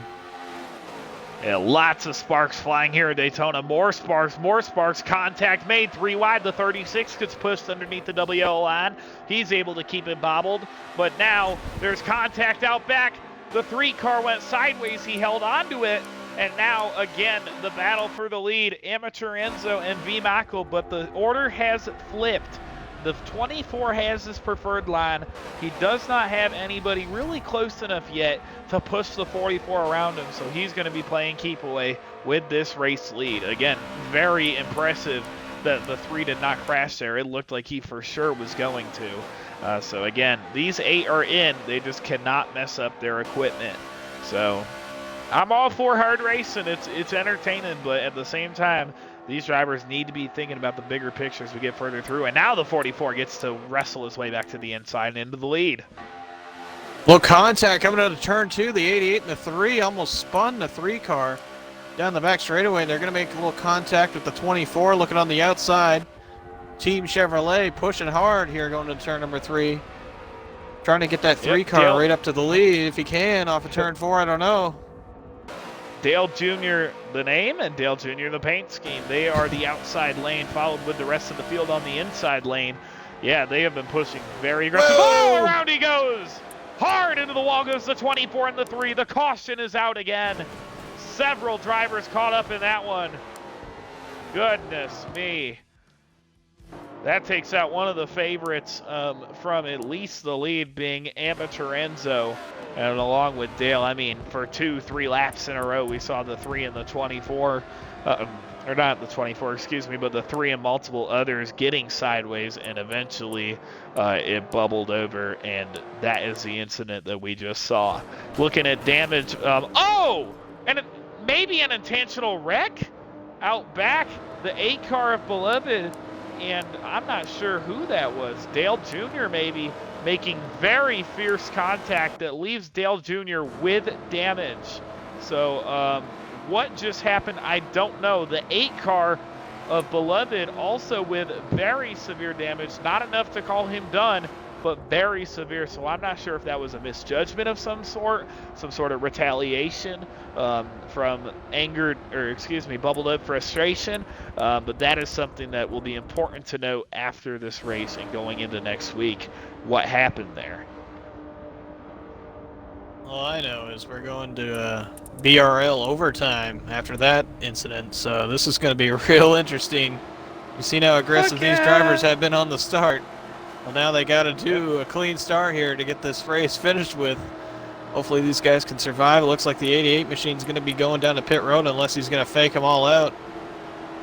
24 is going to fall him down. Very interesting call here to go to pit road here, especially with 2 to go. You would think the track position would be ideal. But then again, lots of drivers with damage as a result of whatever that kerfuffle was under the caution. So over half the field pits, 3 drivers stay out. Yes, I just used the word kerfuffle in a sentence. Very interested here with these strategies because now it brings New Days, one of the drivers we saw featured in the qualifying race at Indy, kind of back into the spotlight. So again, very curious to see, especially what this 36 car will do, whether he'll try to push the 44 out on this restart, try to get enough of a gap that he can race him, or maybe he won't push that 44 car because, again, Toyotas and a Chevy, that could be interesting. There's more contact made with the 24 and the 3, and they are making a lot of contact all over the bumper, all over the quarter panel. That is not good looking for the league. Yeah, definitely tempers are flaring right now. Hopefully that does not lead into the restart because that could just screw up everybody else's race behind them. So hopefully they can hold on to their anger here and have a clean restart and see if we can see a new winner here. Yep. And I'm not sure why the 55 tried to line up behind the 44 as they are to be side by side. Again, no choose cone. So only the 44 gets to pick that lane and just believes the 55 is not maintaining an appropriate speed right now. So again, very interested why they are door slamming each other so aggressively. I have to think it's horseplay. There's not much of another explanation as to why exactly they're making contact this heavily in a race that, in hindsight, does not matter at this point. You never know. We know these are the 8 that will be in. Not quite sure what just happened. I'm not quite sure where their ideas are. Dieselneck just backed out of the race. That's why we saw an abrupt buffer. As now it's going into overtime. It's the 44 on the inside, the 55 on the outside. 2 laps to go, and we are green flag once again for 2 laps to go. Overtime at Daytona. V. Michael holds the bottom lane. The 36 pushes. I'm not going to be a race official, but from my knowledge, that 36 just jumped the restart pretty heavily there to get the second place position. But New Days is going to be the big loser of that one. He's lost 3 positions right off the start. That 44 machine looking pretty strong down the back straightaway. Very interesting to see how that will play out in the officiating after the race. The 88 on the apron, that's a questionable tactic. But again, coming around to the white flag, it'll be 1 lap to go, sponsored by here at Daytona. V. Michael holds strong. Sam Cook currently sitting in second. Again, that is the league owner. We'll see if he has anything to offer for that White Claw number 44. Exgo Vendetta getting vengeance on what happened in Indianapolis. He's sitting in third. And again, the 55 who we again saw in controversy on that restart of New Days, he sits in fourth. Here comes Vendetta on the outside, second place. He's coming right up on the leader here. Big run here down the back straightaway. What is he going to do with it? Will he get help from the 55? No, but there is aggressive contact in the 3. And around hard into the wall goes the 36. He gets pounded by the 3 along with the 88. It is a multi-car pileup coming back to the start-finish line. This one is over. V. Michael wins, and several cars are going to the junkyard there as we saw a treacherous crash on the final lap in turns 3 and 4. That takes away any chance that Sam Cook had of finishing this event, any chance that Beloved Carr had from finishing this event, any chance that Dale Jr. had from finishing this event, and anything that, wow, Vendetta was able to get through there fine, but 3 victims of carnage there to finish this first qualifier at Daytona, and I do not believe the fireworks are very appropriate considering we just watched 3 people die miserably.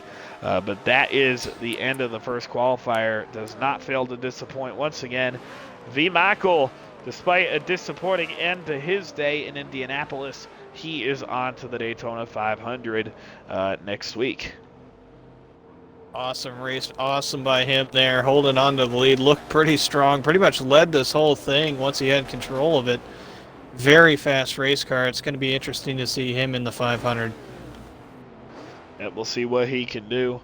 Obviously, I'm not quite sure how the seating will go position-wise, but he is now in the show, confirmed. Same can go for New Days.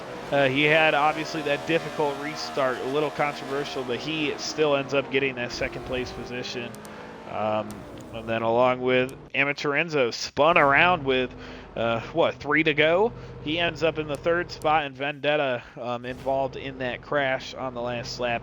He's 4th. Dale Jr., Sam Cook, Beloved Car, Diesel Neck, and Back in Black DNF out of this one with the sandwich lagging out. So with that, we are getting ready for another one. Woo!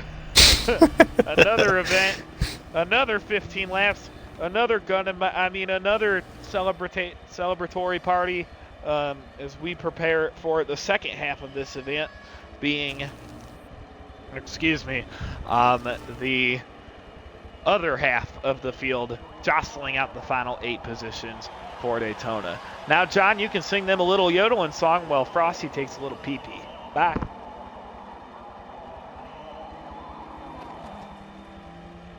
I'm not a yodeler. All right, I gotta use the bathroom. I'll be right back. No worries. Yeah, hopefully this second race is going to be a little bit more calm. A lot of contact in this event. Obviously, a lot of tempers flaring.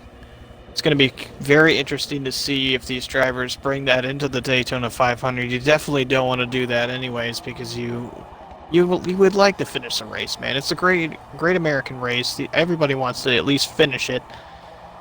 And you can't win the race if you're DNF. So these guys need to tone it down.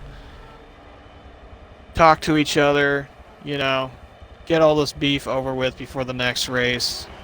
And obviously we see some good speed in the field. I'm pretty curious to see what this White Claw machine of the number 44 will do in the actual 500.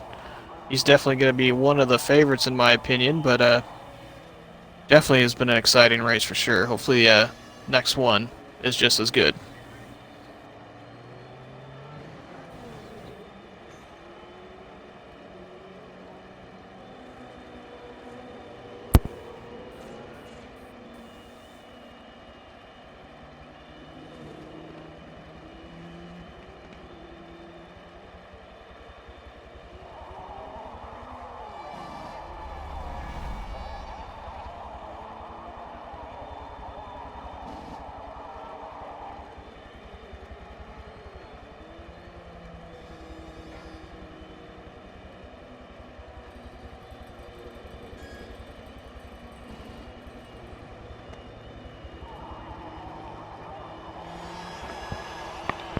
I'm back.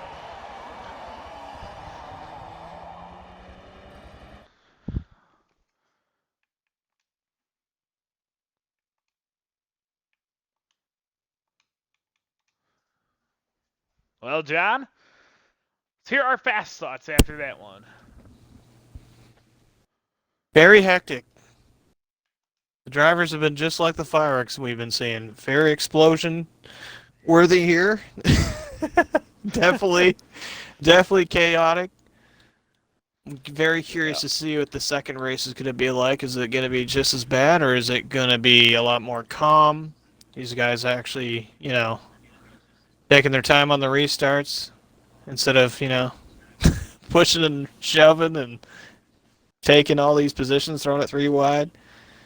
It's definitely a short race, but you at least want to finish it, So hopefully these drivers will take that into consideration and put it on the show here in the next race.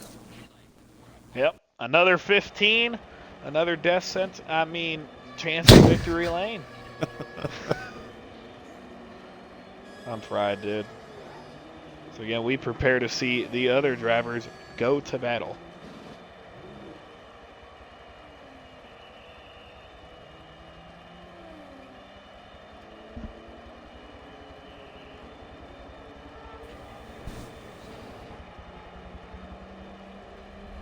So what's your predictions here, Frosty? Do you think this is going to be just as chaotic, or are they going to be a little bit more calm, cool here, collective?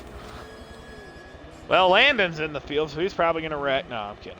I think this one is going to be a lot more dummied down would be a lack for better words, but I think it'll be a lot more calm and passive as everybody who is in this second duel just saw what happened in the first one, which was honestly carnage. A lot of torn up race cars here.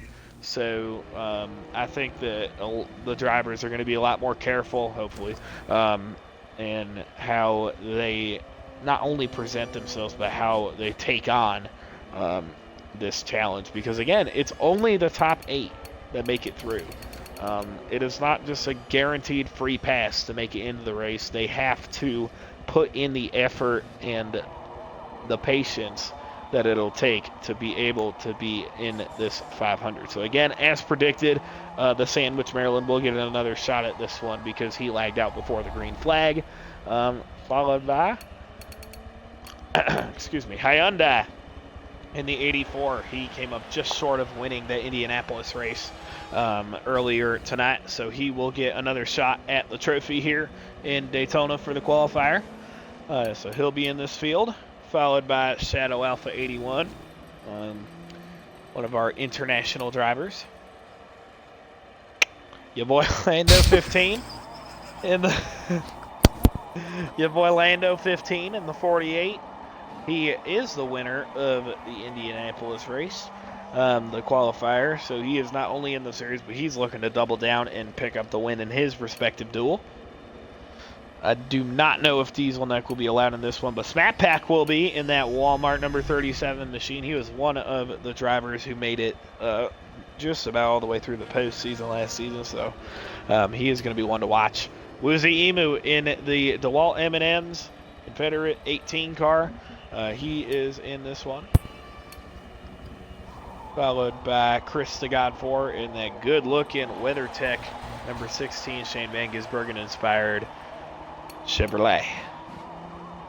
Yeah, I was sitting here looking at that scheme and looking pretty good. Yeah, definitely like a clean whip here for this track. Should look good under the lights. Use my 16 font. I'm kidding.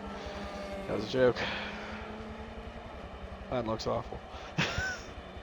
I'm gonna give it an 8, dude. He's not using my side skirts, you know, so I was just kidding though. I'll give it a full 10. Alright. Dale Jr. is gonna join us for this one, I suppose. So we'll have one more voice in the chaos. That is called Daytona.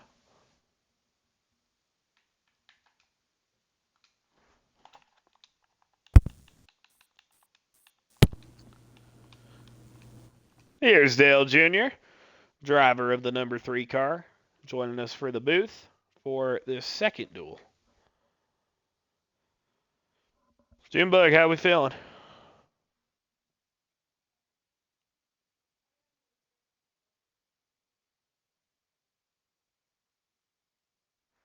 Man of many words. Absolutely. That's my reaction after this first race.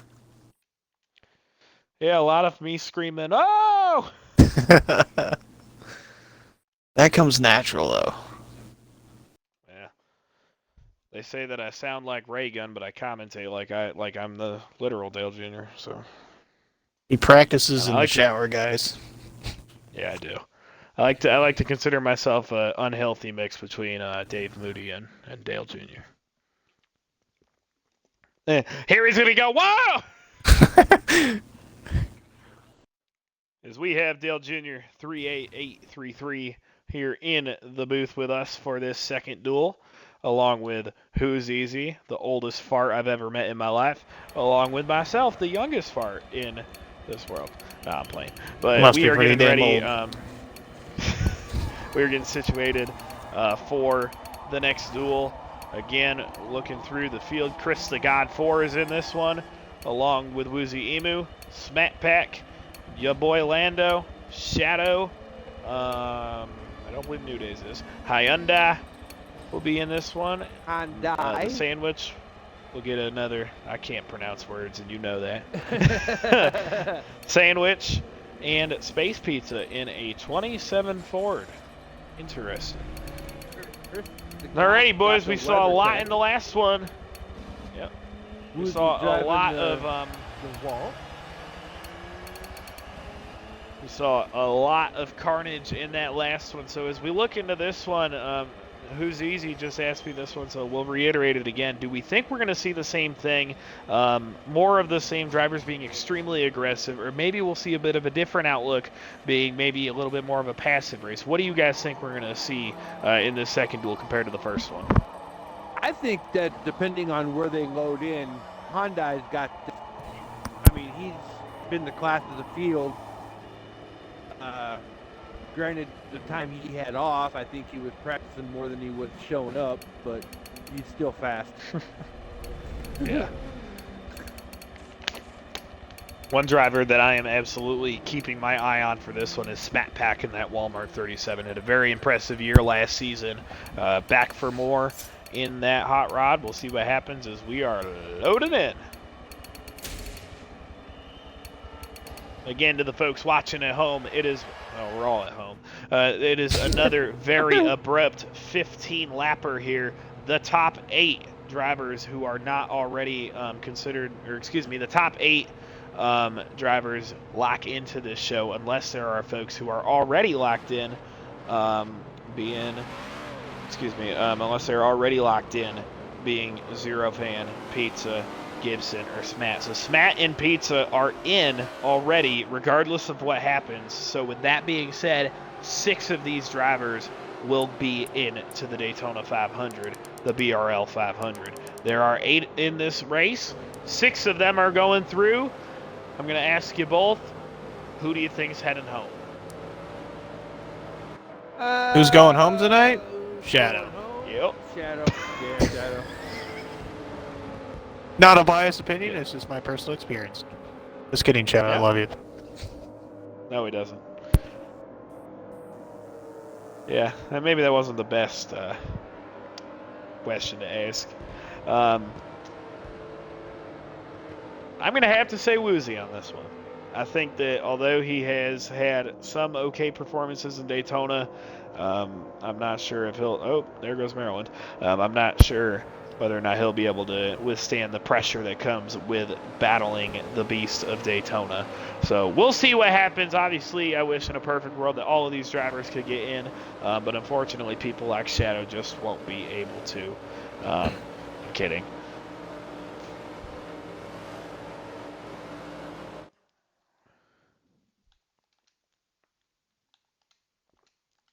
We're adding a 4th to the booth. 4 commentators. Gonna get crazy in here. Yeah, it's getting hot in here. Please don't take off your clothes. Mine are already off. Sorry, guys. I'm just kidding.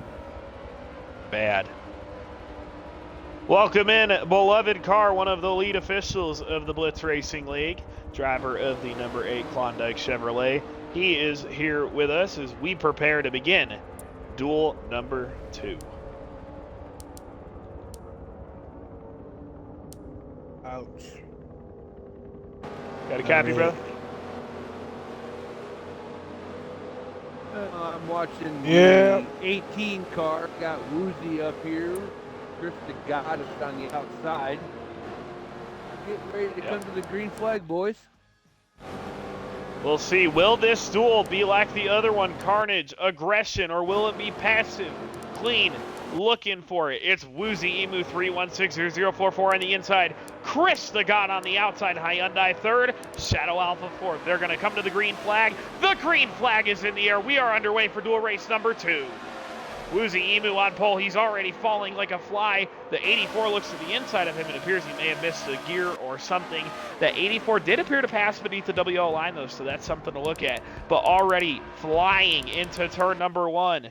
I'm not sure who that is out front. I think it is... That is Snack Pack. I thought- believe he blew the restart because he went from last to first and before the start-finish line here, pretty much. Well, on that contrary, it did look like the 18 had an issue getting up through the gear, so that is something worth noting. And Shadow to the inside. That's not what we expected at all. He's looking like he's got a fast race car here, going into the trial side-by-side with the 37 car. Almost contact with Space Pizza between the second place position. Yep. That 5-car Shadow, one of the new entries this season with Brown Family Racing in that number 5. He is looking very solid out of the gates. He was looking like he was not going to get in through Indianapolis, but a late race caution saved him. And now he is looking to add a checkered flag to his resume before the season even starts, so we'll see if he can get it done. One of the drivers last season who showed up late, and although he was not in competition for the championship, had a lot of speed with Space Pizza. He's one of the 5 who are locked into the race no matter what happens. So we'll see if he chooses to try to flex his muscle a little bit further, or will he rather be more passive, knowing that he is in the race. He's just got to get there. Guys, we got a heat up and everything. We got side-by-side battle here for 4th and 5th place behind the Walmart car. Sandwich took over the 4th position. Hyundai has moved up to 5th, and then Chris God goes to 6th. Yep, and that is Chris the God in the 16 car who just funneled back into line in the 6th position. He was the one stuck on the outside lane. That is one of the hard parts of Forza Motorsport 7 racing at Daytona. You have to time the run right, and you have to have a drafting buddy, or it will not work. Well, it was a 2-car battle for the last 2 laps, but now Snack Pack and Sandwich on 3rd and 4th place finally caught up. Now it's a full car field pretty much between the first 7 positions? Yep. And again, for those who are paying attention to it, the top 6 that are not named Smat Pack or Space Pizza, they're the ones that are racing to make it through the transfer. So again, that'll be interesting to see as we continue to get through this event. We are already nearing 10 laps to go, as this is a 15-lap event. So again, this race already seems much more, I don't know if clean would be the right way to put it, but a lot more organized than the other one in terms of laps so far. And again, with these Daytona packages, all that 5-car really has to do is pay attention to where the runs are coming and how he can hold off what sort of threat could be coming upon him, for lack of better words. So it appears that the outside lane is beginning to form up. Yeah, it looks like Snack Pack's trying to get some sort of run going into turn number 3, but just cannot get a good push from Sandwich back there in 4th. We're just going to keep trying to file in line behind the leaders here, and hopefully these 2 can make contact, or one of them hits the apron, slows down this momentum to where they can get this outside line rolling. Yep, and they have to clutch in and back up to the car behind them if they want to get that run back for it, and it does not look like they are doing that at this moment. So right now we have a choo-choo train for the top 7 spots, and also I am really not the brightest, I'm not the sharpest tool in the shed with Smat Pack and, Smat Pack and Pizza being here. There are literally only 6 other people that can get into the race, and those 6, in fact, get into the race. So... oops. At 22, trying to get to the outside and move to 37. Almost bumpered him. Now they're trying to get the outside to run. They're locked on, bumper to bumper. Oh! Yep, and sideways he holds on to it. What a save by Smat in the 37, showing his experience. I for sure thought that was going to be a car going around. And now, gets that 27 booted up high. And we will see, again, the man that you may think is in the best position right now really starting to feel the heat of what is going on in this situation. That's Shadow as he gets funneled to the outside. Into the lead. Smat Pack pushes the big lead. Yep, Smat gets that forward front. Why does his bumper say bye? A lot of smack talk on those bumper stickers, dude. One of them said, "Come catch me if you can," or something, and then the other one just says bye. Interesting choice. Maybe this is where the little rage is getting from these drivers. All these bumper stickers, dude. Mad offensive. Oh, yeah. Saw a lot of contact last race. I think they just really hated each other's bumper stickers. So they had to wreck each other. They're just trying to rub it off, man. They're just trying to rub these stickers off these race cars so they can't read it anymore. Yep. I like Spance, the sponsors. He's sponsored by Walmart, Exxon, and then he's got Credit One on the bottom of his car too. So he's got a lot of cash and everything. Has fuel. And then to stop at the local convenience store and everything and get gas too. Money in the bank for that 37 as he continues to tuck in behind the 27. Now, he knows about clutching in. I heard his engine revving. The real question is now, though, is that how aggressive will these guys be? Is it right to sit behind Smat and wait until 2-3 laps to go? Or, sideways again for that 37, excuse me. Is it smart to sit behind the 27 and wait for the laps to tick down, or do you need to go right now if you want to win this right race? Now, and that's what Smat's doing. He's making a pass to the inside. He takes over the lead at the line. Boom! Almost gets turned. More contact.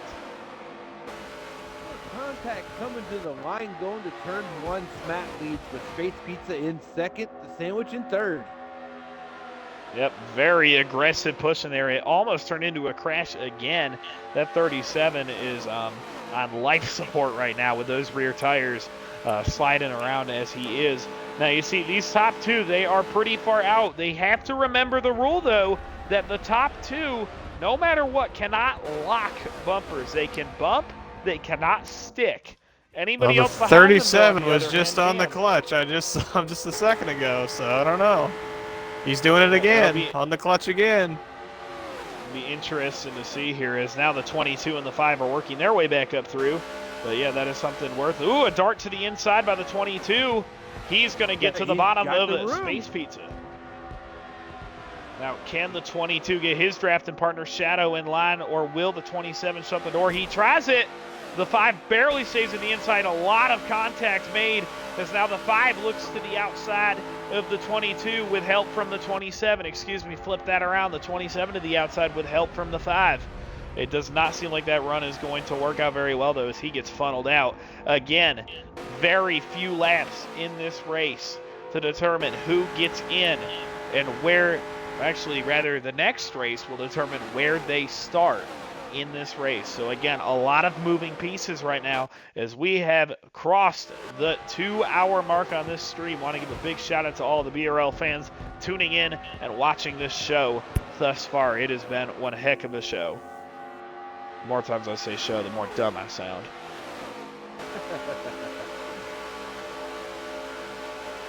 Look at Shadow working that outside line, trying to get something going there. Again, without the 27 being there, it is really a 2-on-1. And again, these guys do not need to worry about winning the race at this current point because they're all in the show. So really, if they want to putt around, they can do that. Because I believe we are now either on the white flag or 2 laps to go. I'm not sure if Cookie does white flag on 15 or ends on 15. So we'll have to pay close attention to that. But either way, a 3-horse race as the 27 is beginning to lose touch. The 5 all over the 22's back end, trying to get a run to Smat Pack. Will they get there? They do. Maybe. Out to the outside, the 37 blocks. He's able to hold off for now. The 22 picking up that run from the 5 car. Will they be able to get a run off of turn number 4 and make a swing for this victory? The 37 blocks bottom. He's not going up high just yet. Wants to preserve that inside lane as they come off at turn number 4. Again, we're not sure if this is coming to the white or the flag. We'll see what happens. Smat Pack leads at that time. Lap 15 is white, and lap 16 is over. So We're on the white flag right now. We're on the last lap right now, fellas. White flag, no more yellows. If the 22 or the 5 wants a shot at this one, they need to back up to each other right now. If they don't, there is no chance that the 37 is going to run away with this. We'll see how the 22 of Sandwich and the 5 of Shadow work this one out. It appears that they are foot to the floor, all gas, no brake, all for themselves. So we'll see how this ends up. The 37 with a commanding lead off at turn number 4. The he did hit the apron, though. Here comes get close. Sandwich. Sandwich to the outside. They're going to be side by side coming to the flag. It's going to be the 37 as around goes the 22 at the start-finish line. The 37 of Smat Pack already in the show, but he puts an exclamation point on the start of his season. He wins at Daytona. Second place, a spinning Maryland or the Sandwich coming across the line. Third place, Shadow in the 5. What a crazy finish there. Holy. We did not think they had anything for him there off of turn 4. But that little bobble, he touched the apron, slowed down his momentum.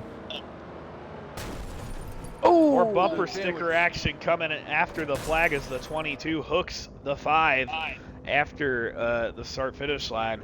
So definitely some tempers flaring there. We know that Shadow is a very fiery tempered person, so we'll see if he chooses to do something back or if he will just park it. Nope, of course he hits him back. All right, guys, you have a good night. I'll talk to y'all later. You too, Have man. a good one, Thanks for buddy. joining. Lots of tempers, but this race has been a lot cooler since the last one. The last one was very chaotic. Lots of cautions. The last race. The last The one was first one pretty chaotic. was chaos. This one is just... A lot more laid back, you know. They were holding back just a little bit. They were still being aggressive, but they're a little bit more calm with it, if you can say it like that. Well, yeah, basically. No cautions in this one. First was more caution than anything, so. Look at the disrespect, though. Him doing burnouts right in front of them all.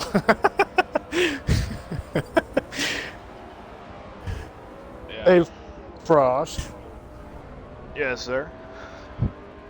without saying what I am thinking, just look at your phone. That's not good. All right, for those at home, we are a fully transparent broadcast. I'm going to read it as loud as I can. No, I'm kidding.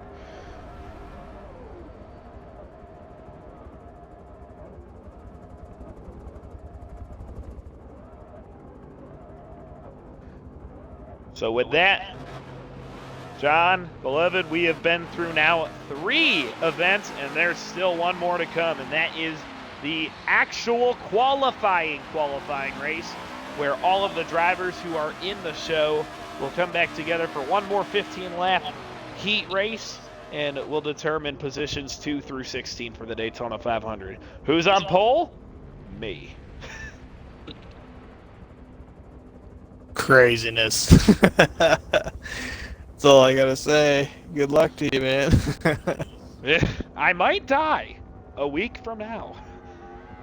You gonna commentate while you're driving? Probably not. Yeah, if I want to die. The green flag is in the Yo, did Hey, you see, I actually see that clip where I supposedly drove over a car? Was it on pit road? No, it was like maybe 2 or 3 laps into it. Huh. Well then, I don't think so. According to Cook, I drove over a car. Interesting. I was a monster truck. Don't know how.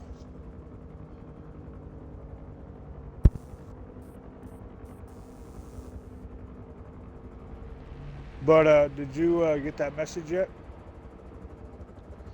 Yeah, I answered.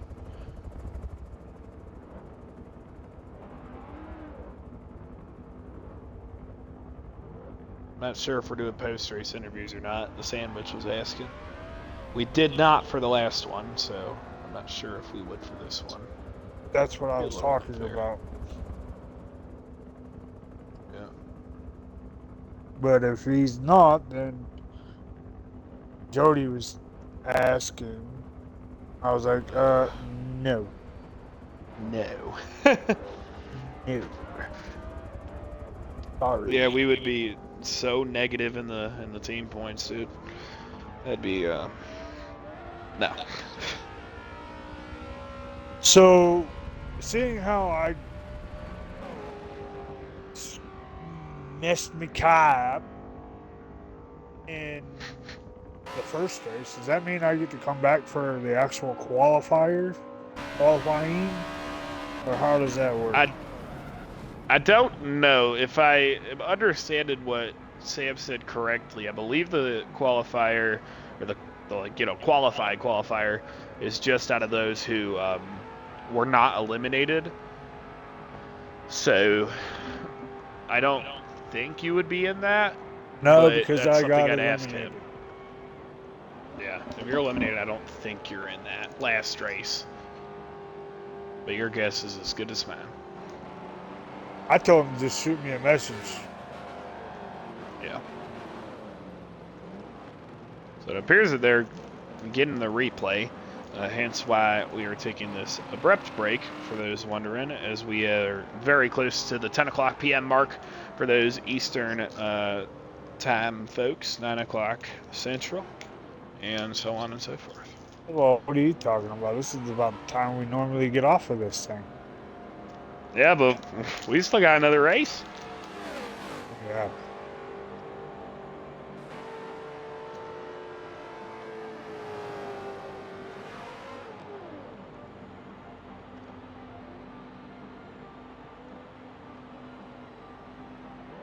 Because, I'm used to just one race a night, let alone 4. But hey, we can give them this. 4 races, 4 different winners. Or 3 races so far, 3 different winners. All right, Landon won. I got an invite from Cook, so. Hey, man. All right.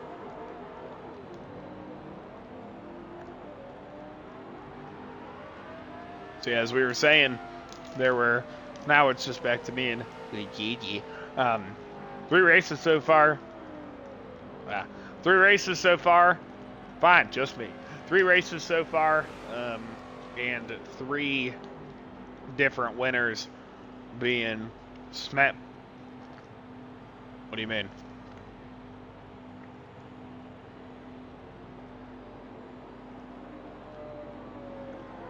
I'm not racing this. I'm starting on pole for the actual 500 because I won the championship. Like the grandfather clause I get. Yep. So as we were saying before, John rudely interrupted me. My apologies. No, you aren't. We've had 3 different winners so far tonight, being your boy Lando in the Indianapolis Series Qualifier, followed by who won that one? Hold on, it'll come back to me. Smat Pack in 1, and then the other duel went to Michael. So, John, the question to ask you now is that as we prepare for the final show of the night, being the actual race that decides positions 2 through 16, will we see a 4th different winner, or will it be one of those 3 repeats? My predictions? Not going to choose favorites here, but I think the 44 machine had a very good car, so my pick is that we're going to get a repeat winner for the first time tonight.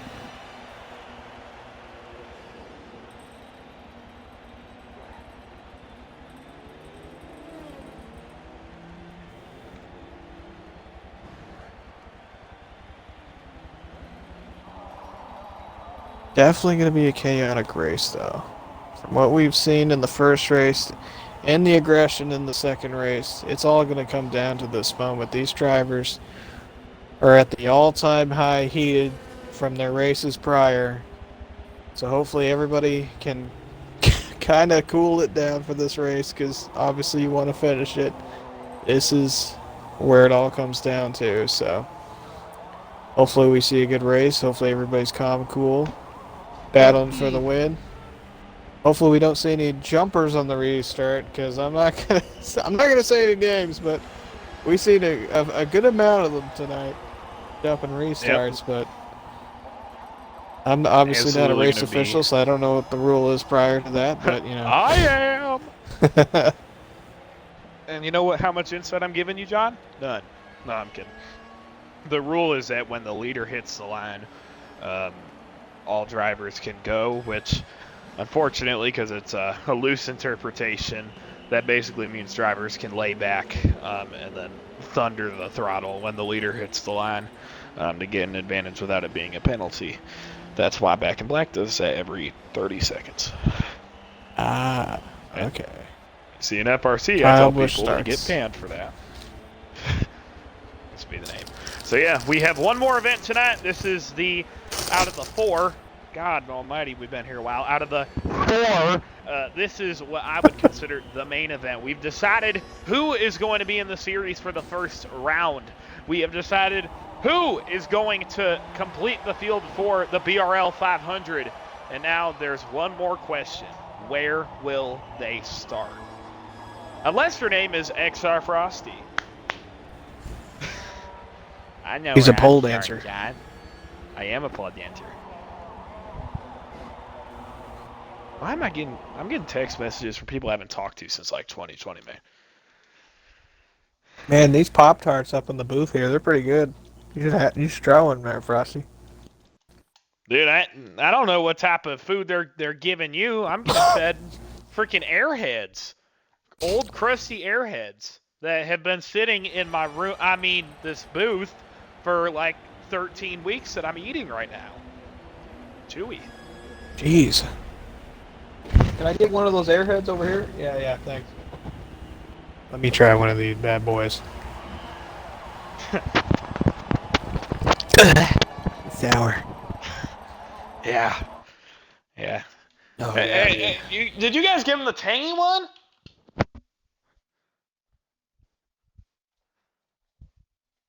You did? Why'd you give me all the expired ones, but he gets the sour ones? I wanted sour. No, I don't want you to make it sour yourself. God! Sorry, our employees here are not very professional. We are bored.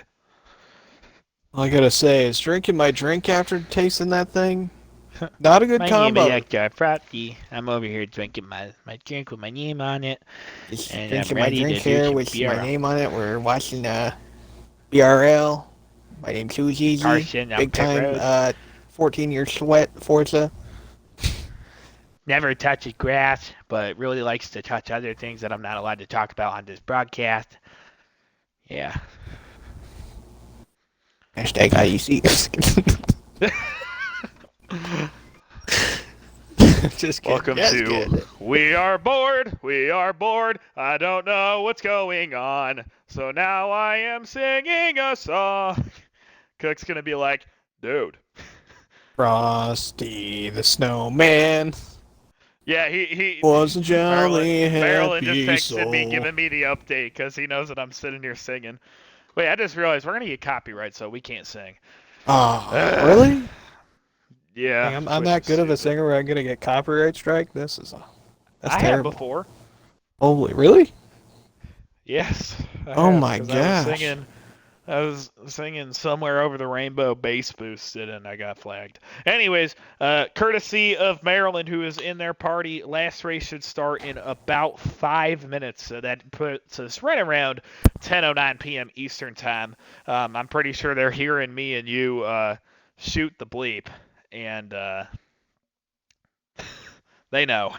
They know. What happened? I beat my airhead. Earhead? Airhead, dude. Yeah, okay, Canadian. Earhead. Can I get another one of those? That was actually pretty good. Yeah, take my drink. I don't want that. Get water. With my name on it.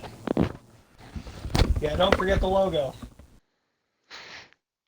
Did I say milkman? No, that's not my. Get that away from me. Can't be seen with that in my hand. Yeah, there we go. No, the one with who's easy that only wins. Yeah, yeah, that one. Thanks. God, people. Yeah, I know these employees kind of suck. Who hired him? Hey, yo, get out of my private bathroom! What are you doing in the? Oh my God! What is he doing in there, guys? Oh my gosh. I think someone just had a. Are we still live? Yes. We are? Oh. Someone God. just did some inappropriate things in my. This commercial break is private brought to you in suite part bathroom. by Mountain Dew Baja Blast. Get your blast on here tonight at Daytona, where it's been a blast for all of us. Yeah. I'm trying to find the video of hey, but I don't know where it is. It's in my camera roll somewhere. We are bored. Bum bum bum bum bum bum bum.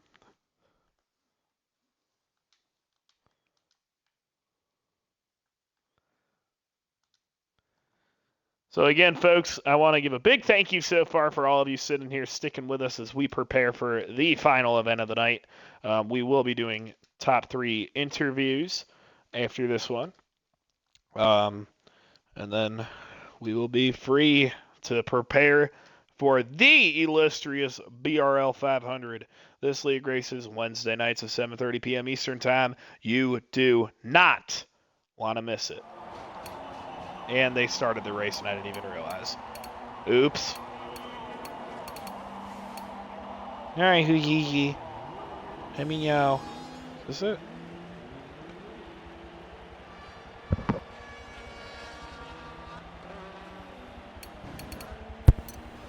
Oh, the race has started. Oh, gosh.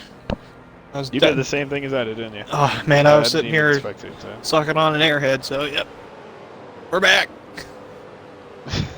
We are ready and energized for this race. So for everybody who is tuning in just now, we tonight have gone through 3 races, 1 at Indy, 2 at Daytona. These guys, they must have super jets because they literally flew from one track to the other within like 10 minutes. But anyways, here is the deal. Indianapolis, we determined who will fill out the field for secured spots for the first 4 races of the season. We just finished the 2 Daytona qualifiers, which will determine who is actually in the Daytona 500. Now we are determining the starting spots. It goes straight off finishing order, other than first place, which has been predetermined by the champion, XR Frosty. Me.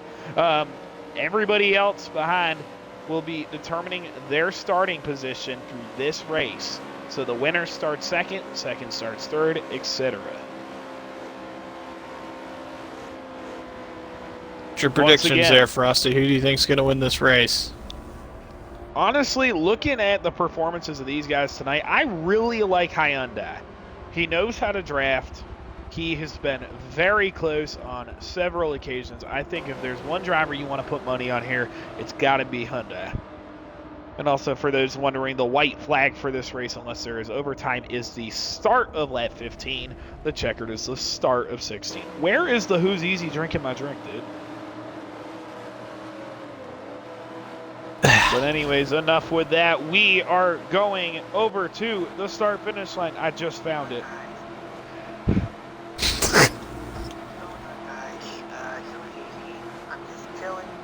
Drinking my drink with my name on it. Now I'm about to watch a video of me winning. Green flag is in the air. We're underway again at Daytona. That was perfect. I just got blackmailed on the stream here, but it's all right. Woo! The green is out. Remember, all of these drivers racing for starting spots. It's all on the line here. We have a whopping 14 cars in this field. Down the back straightaway, New Day's in third place, trying to clear this 36 machine. Finally does it. Here comes Chris the God going for 4th place. They are side by side back there. It is a chaos mess waiting to happen. As I say that, little contact with Snack Pack in the 44 machine. Still contact 3 wide through the tri-oval. Looks like Hard Breach is just going to sneak past on the 3rd lane. Clears both of them. What a good run by that car. Oh, and they're getting very sideways there. V. Michael went beneath the line, and oh, he gets turned. He saves it, but loses a lot of ground. It appeared, I'm not sure who exactly spun him, but that was very close to being treacherous. That was my choice. That was my pick to win. You know, now he's going to finish second because I chose. I'm not sure who sent him sideways, but an excellent save by Michael, but unfortunately he finds himself very much behind the pack.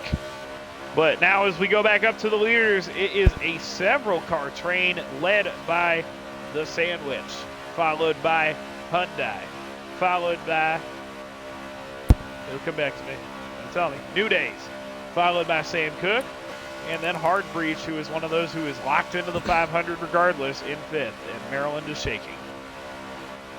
Shake your food. They're getting really close to each other. John looking to the outside for the lead.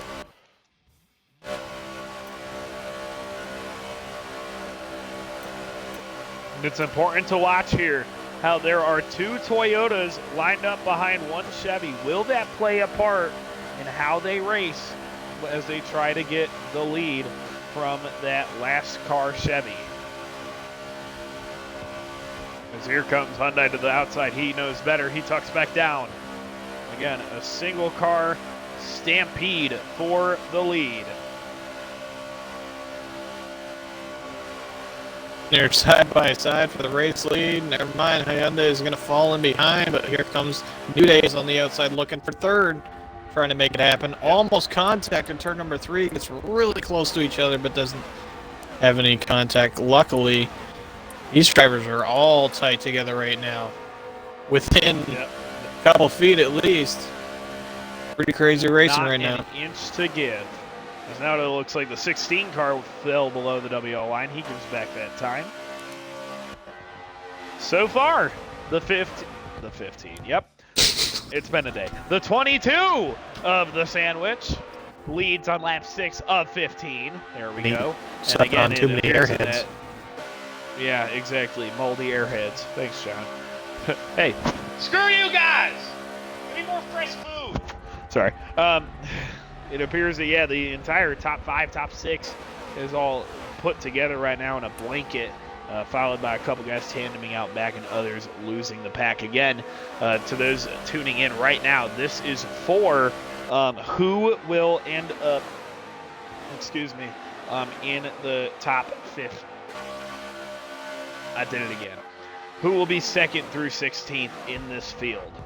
Again, these are the drivers that are in the BRL 500 no matter what at this point. And now we have a battle for the lead. 2 wide, maybe 3 wide. Look at 3 wide. They are 3 wide for the lead on the backstretch. It's a mix between New Days, Maryland, Cook. Cook knows better. He drops out of line, but the Toyotas are pushing forward on the outside. There they go. The 55 takes the lead at Daytona with the 84 following in suit. Close by, they deranged the lead away from Maryland, and now Maryland has to depend on the guys behind him if he wants to bring it back forward and have a shot to win it. No! Around he goes! Right back into the pack! Hard into the wall goes the 55, and the caution comes out. Wow! Oh my goodness, the 55 went for a wild ride, pounds that outside wall. No damage, no severe damage, rather, on that race car. But the first caution of this race is out, and it's for the 55. How did they not hit him when he got sideways right there? I have no idea. He got thrown right in front of the field, and luckily not a single soul even touched that race car. That is shocking to me.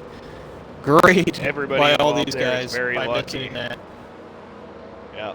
That is one thing that they teach me in actual racing scenarios, to hold your brake, and that is a true testament of what you should do in that situation, unlike somebody did in the Indy qualifier. You absolutely want to hold your brake when you're involved in something of that severity, because if he rolled down the track, he would have probably died. But yeah, very unfortunate for the 55. He fell from, battling for the lead to all the way out back. But who is this a big break for, you may ask? To me, V. Michael.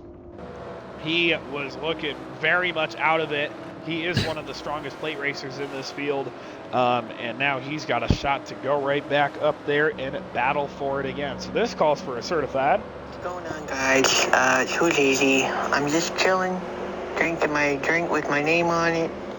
Now I'm about to watch a video of me winning. Moment. Brought to you by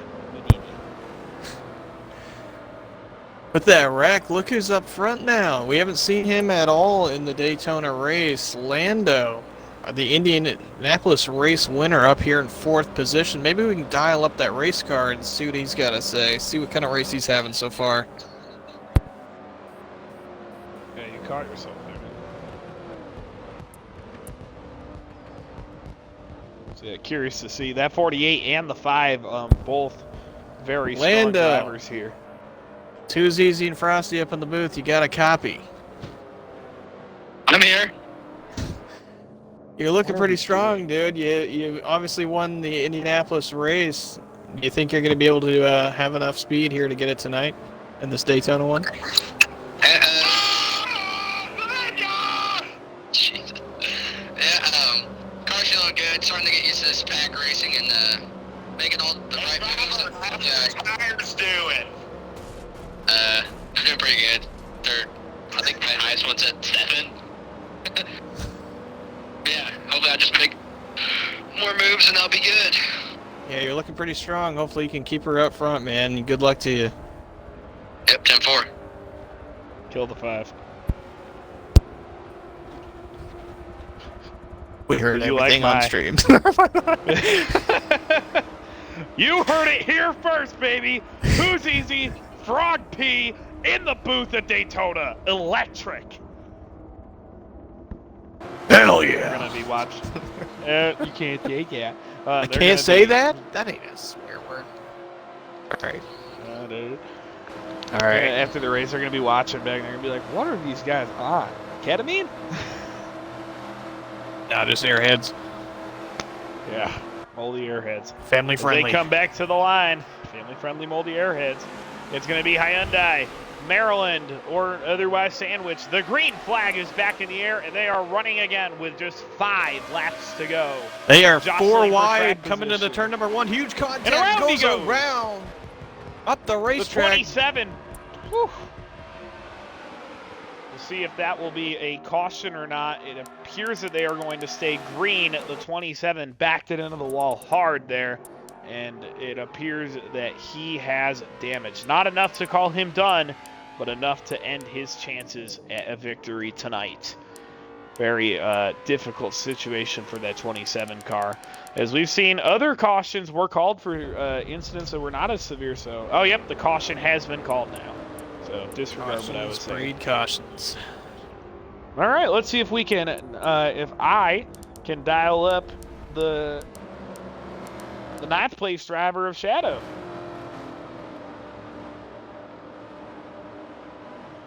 Shadow, it's Frog P and the boys in the booth. You got me? Yes, sir. Well, we're coming down to a pretty crucial moment in this event, coming around to what should be restarted with 3-4 laps to go. You and that bright pink bubblegum 5 car. I'm trying to control myself here. You're looking pretty good out there. You got yourself a little bit of a hole right now. What do you got to do to get back up front? I'm going to be able to try to break the bubble with the cars in front of me. Hope they do go out and wreck. Try and tandem up with the 48 of Landon. And see if we could go out and try and win this thing. Good deal, man. We're wishing you the best of luck. And go get him, Tiger. I love you, Frosty. Ooh, Gigi, drinking my drink. We're like, you know how NBC has one of those like pit box access during the second stage. We're like that with those 2 dorks.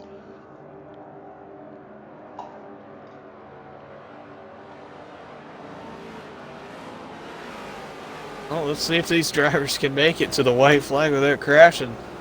Place your bets. If they And I are. say that one car goes around on the next lap. I'm Whether calling it be a right caution or now. not, The loved car is going to pull her 3 wide here. Guaranteed. He did it the last restart. Going to do it again. Gotta get her done, man. Man, I'm telling you, my pick, Hyundai, doing pretty good. I'm telling you, I'm a pretty good gambler. And I can't say that on stream. I'm pretty smart with that.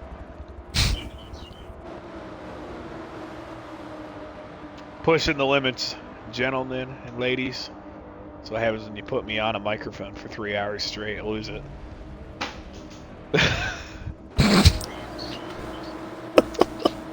And to the end zone, touchdown, who's easy? Here they are, side by side, pushing here, looking on the inside. Here we go. Coming to the restart. We're going to go radio style where I crank the almighty heck out of the engine noises, and that's it. Tape them off, Saul. Let's blow these cars up. Let's go. Green flag. Hyundai on the inside, Sam Cook on the outside with help from Maryland. We'll see who can get the better jump into one. It's going to be Cookie.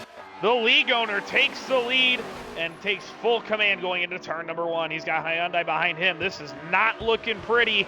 2 by 2 by 2 out back. Can they make it around without crashing? That is the question to be had as time is running out on this race. To the outside of Cookie now is Hyundai. He's trying to get the lead, but he does not quite have the help yet. Here comes the other Lowe's car, practically identical to the outside, but he's going far high. We'll see if he tries to push or pass, and around goes one. He saves it after tagging the wall, but all the way towards the back of the pack. Beloved car in the wall, and there's the crash. What? They saved it, and now around goes the 5. Wow. No, they all saved it. Well, there's something very wrong with the 5 car now as he is far off the pace as it looked like he got hooked around. Whether there is damage, I am unsure. There is not damage, but he had to slow down a lot there, so that's going to end Shadow's bid of winning this one. Commentator curse at its finest as we're coming around to what would be 2 laps to go. And now, I'm not going to jinx anything, but look who's in 4th place. My pick to win here. Take a look at that 84 car. He's been strong all night long. Takes the lead here on that outside lane, but Cookie holding strong on the inside. There is 2 laps to go. It's going to be important here. Can they make it to the start-finish line without a caution coming out? That is the name of the game. Now look at Hyundai. He gets the run from the 48 car. He knows he needs to block both lines. Who is he going to secure with? He blocks the 36. The 48 of Landon is going to have help on the outside from, I believe that's Maryland. No, it's Michael. And now look at that. Cookie starting to fall back a little bit as they push out forward. And now to the lead. Coming to the white flag, it's Landon in the 48. He's able to get the help he needs to get up front. But the question is now, he might be a little bit too far out with a little bit too much time remaining, as right now we're coming to 1 lap to go. Sponsored by Landon looking strong right now, but Hyundai is charging with V-Michael helping. To the outside now of Landon. Here comes Hyundai and Michael. They have to stay put up together perfectly if they want to have a shot at this win. They're pushing down the back straightaway. They're side by side. Again, the winner of this race is on the front row for the BRL 500. Landon flies into turn 3 with help from Cook. It's going to be hard now for the 84 and the 44 to get the run they need off the corner to battle, but they are not giving up. This is not the white flag, by the way. What? It's a 20-lap race, baby. We're racing to lap 20. I got told 15. Who said otherwise? The drivers. They're still green. Fire everyone. Boo! All right, fine. Jeez. I was told 15 laps in the Daytonas. I guess not. Bummer. That was going to be a good finish. But anyways, we're coming to 4 to go. I see. Why didn't you stop me when I said presented by Houdini? Because I just got intel last second. So yeah. Wonderful. We're riding on board with the 84 car. He's got help from the 44 as they continue Team Toyota to push back forward. there. Yep, Toyota Racing Development. Typically known for screwing young drivers. Today it looks like they are doing nothing short of that. I'm joking. But it is 3 Chevrolets leading the race, 2 Toyotas out back. looking for some help. The 84 needs that 44 to draft up to them. They are clutching in pretty well. Now a little bit of a pull from the 37. We'll see if they're able to collapse that bubble with pushes from the 44 car, as now they're going to come around to 3 laps to go. They're swapping positions here, trying to lead here, see if we can get the 44 backing up to the 84. See if they can get a better push this time. These leaders just need to get side by side. If these leaders get side by side, these two are going to have a huge run. Yep. And honestly, again, I've said at the other races, you don't really have a motive to win because it's just get through it. This one, you really want to win to get that positioning towards the front of the field, because the safest place to be in the early portions of the BRL 500, the front. And that's what these guys are racing for right now. So it looking like right now, the 30, is that the 37? Yes, Matt Pack and Sam Cook, they are teammates in the 36 and the 37. So we'll see if they play a little bit of teamwork to keep the Toyotas back.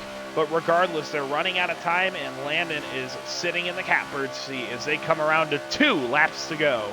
Yes, we're correct this time. We were just practicing before. Yeah, got to get my vocal cords nice and stretched. And there they go. They're side by side for second. Will, John, and Michael go 3 wide somewhere. They need to go right now if they want a chance. Will they try to split the middle? They tried it. Smat Pack shuts the door. And now look at what has happened. They're pushing down the straightaway. Hard contact from Smat Pack as he tries to slow the run and gets into the door of the 84 machine. But again, nothing yet is decided. What was that sentence? Clearly not English, but that doesn't matter. We're at the white flag. 1 lap to go. Actually sponsored by Houdini. It's a 5-horse race right now, but it's looking like the Toyotas have what they need to win, but the Chevys are blocking their tails off. It appears to me that the 36 car does not mind getting second place here if it means the Toyotas can be held back. So we'll see what they can do down the backstretch for the final time. The 44 trying to get that run, trying to build up something to get up to the back end of the 36, but right now they are sitting pretty for Landon and Cookie to take that top 2. Off of 3 and 4 for the final time. It is correct. They will not have enough here to get to the leader, but they are going to take a swing at second, side by side for second. Landon wins, and that is a photo finish for the second place. That was very close to call. I think Michael got it. Might have been Cookie.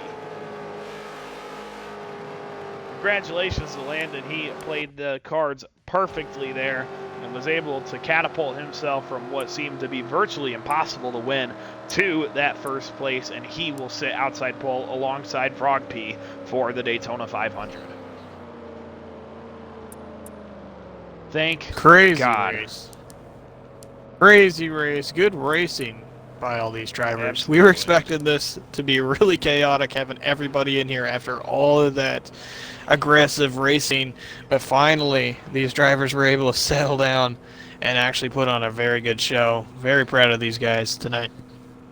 Yeah, what an excellent showing. And we will have exclusive interviews with the top 3 from tonight's qualifier at Daytona. We will, again, the official word on who got that second place will be imminent. We do not know at this time. It looked like Michael. It might have been Cook. But regardless, we are going to begin the interview process where I am going to get Cookie invited into this party. Oh, I got Lando in here. God, John! Jesus Christ! Well, go into the call and tell him he can wait.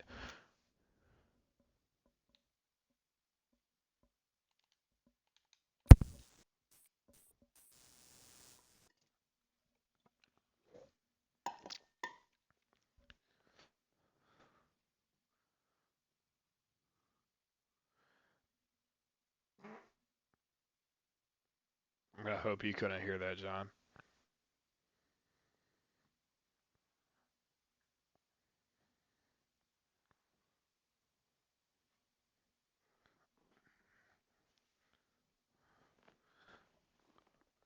John, you want to do alternate for this? Like You take third, I take second, you take first, or vice versa. Up to you. I don't mind. Just gotta You do invite two of them? Cookie to the party if he can join. I did. Yeah, he's probably getting results. Let's see if we can get Michael first. You take two and I take the other one. Okay, well, they're moving around, which tells me that Cookie said results are in, so I'm going to send Cook one more invite and see if we can get him first. I'm going to probably have to unblock Michael, in all honesty.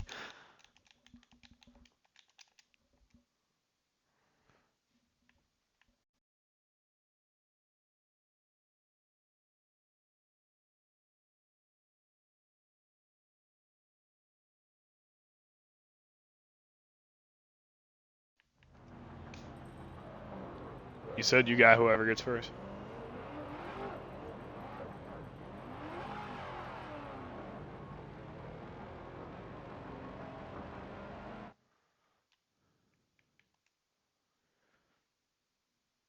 Alrighty, John, you want this one or you want me to do it? I can do it. What's going on, Sam Cook? It's Who's Easy and Frosty up in the booth. You got a copy? Hey, I got a copy. What's going on, man? Good race between you guys on the last final lap there. It looked like the Toyotas were really favoring each other, but you were able to hold on, get second place by just near inches. How's that car feeling tonight? Man, it was fun. I wanted to redeem myself from that qualifying race on the first go round where I got totalized. So I went out there. I wanted to stay up toward the front because I knew it'd be kind of hectic back there in the back, and I just honestly was riding, but I had been struggling with getting the car to draft up to the car in front of me. But this race did not seem to have that issue.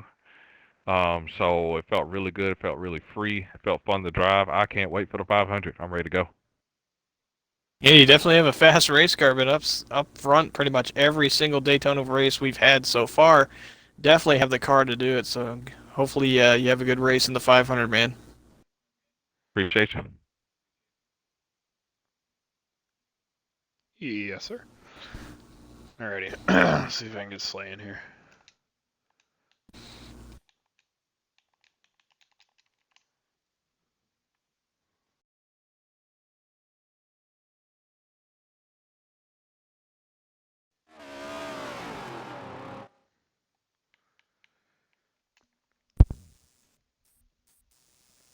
Okay, my name is Frosty. I'm over here drinking my Pepsi, waiting for second or third place to get in the party.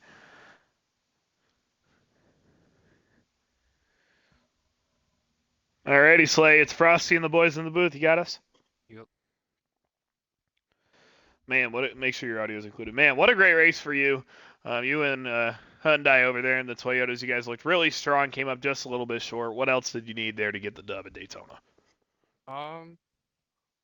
Less blocking with the air from I don't even know what number it was. Sam and whoever was behind him in that train. We were stuck for 2 or 3 laps. We had to switch positions in the tandem, and we finally got moving. Couldn't get around Sam on the last lap.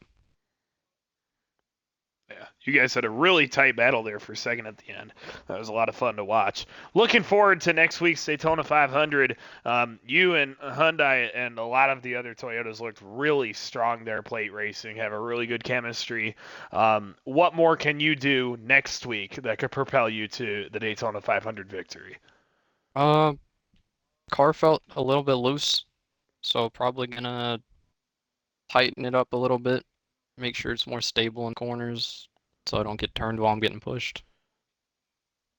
Good deal, man. Well, we appreciate you talking to us. Good job tonight on that third place finish, and we look forward to seeing you next week. Good luck. Thanks.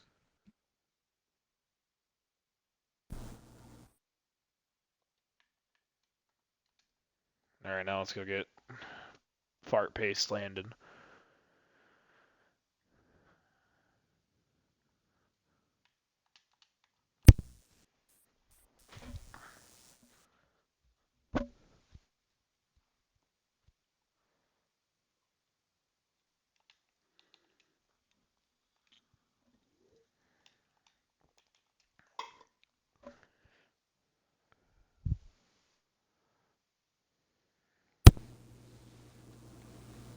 We're really gonna have to interview bro in Discord, aren't we? No, I got him here. Landon!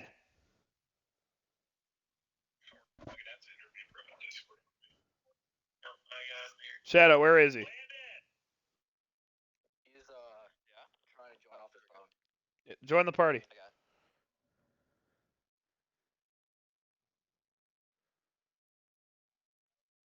What up, guys? Frog P and Houdini. Definitely a fast Yeah, you want race me to go? car, man. Well, we can both interview him now. We took turns. Yeah! Let's do it again, dude. Let's talk to this guy again.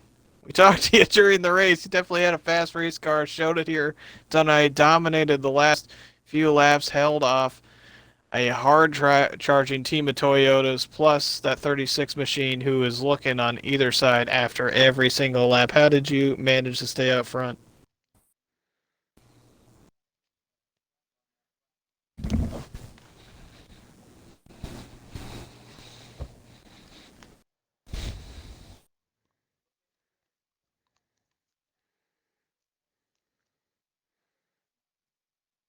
Good deal, man. And looking forward to next week for the BRL 500. You have secured the front row second place start with that win. So looking forward to next week. What can you do to bring home the crown and finally beat Frog P?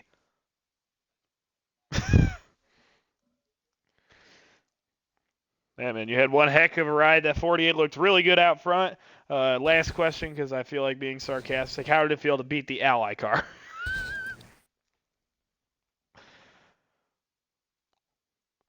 I see who you... He's already getting crucified before the year even starts. Well, Landon, you're looking to be one of the hottest prospects we've had in a while in this series. We look forward to having you with us this year and looking forward to competing with you in the 500. Yes, sir. That means get out. We did it, John! That was a 3-hour stream, man. All right. Yep. Everybody Fun here race. Lots of airheads. They still tried to hand me a drink with the milkman's name on it. I threw it at her. And they got me a drink with my name on it. Finally, dude. Finally. All right. Yeah, good. Yeah, very organic milk. But yeah, come back next week. It won't be the two stooges being us in the call, but I look forward to being able to compete next week for the win. And sorry, I look forward to being able to compete next week for the win. And yeah, it tasted really juicy. It tasted like moldy airheads. Looking forward to racing again next week for the illustrious BRL 500 Wednesday, 7:30 p.m. Eastern Time. This has been Frosty alongside. Who's easy? Yes! And we thank you all so much for being here for this marathon of a stream. 4 races, 3 different winners. Thanks, Landon. You killed the trend. We will be back for more next week for the BRL 500. Thanks, everybody. Good night.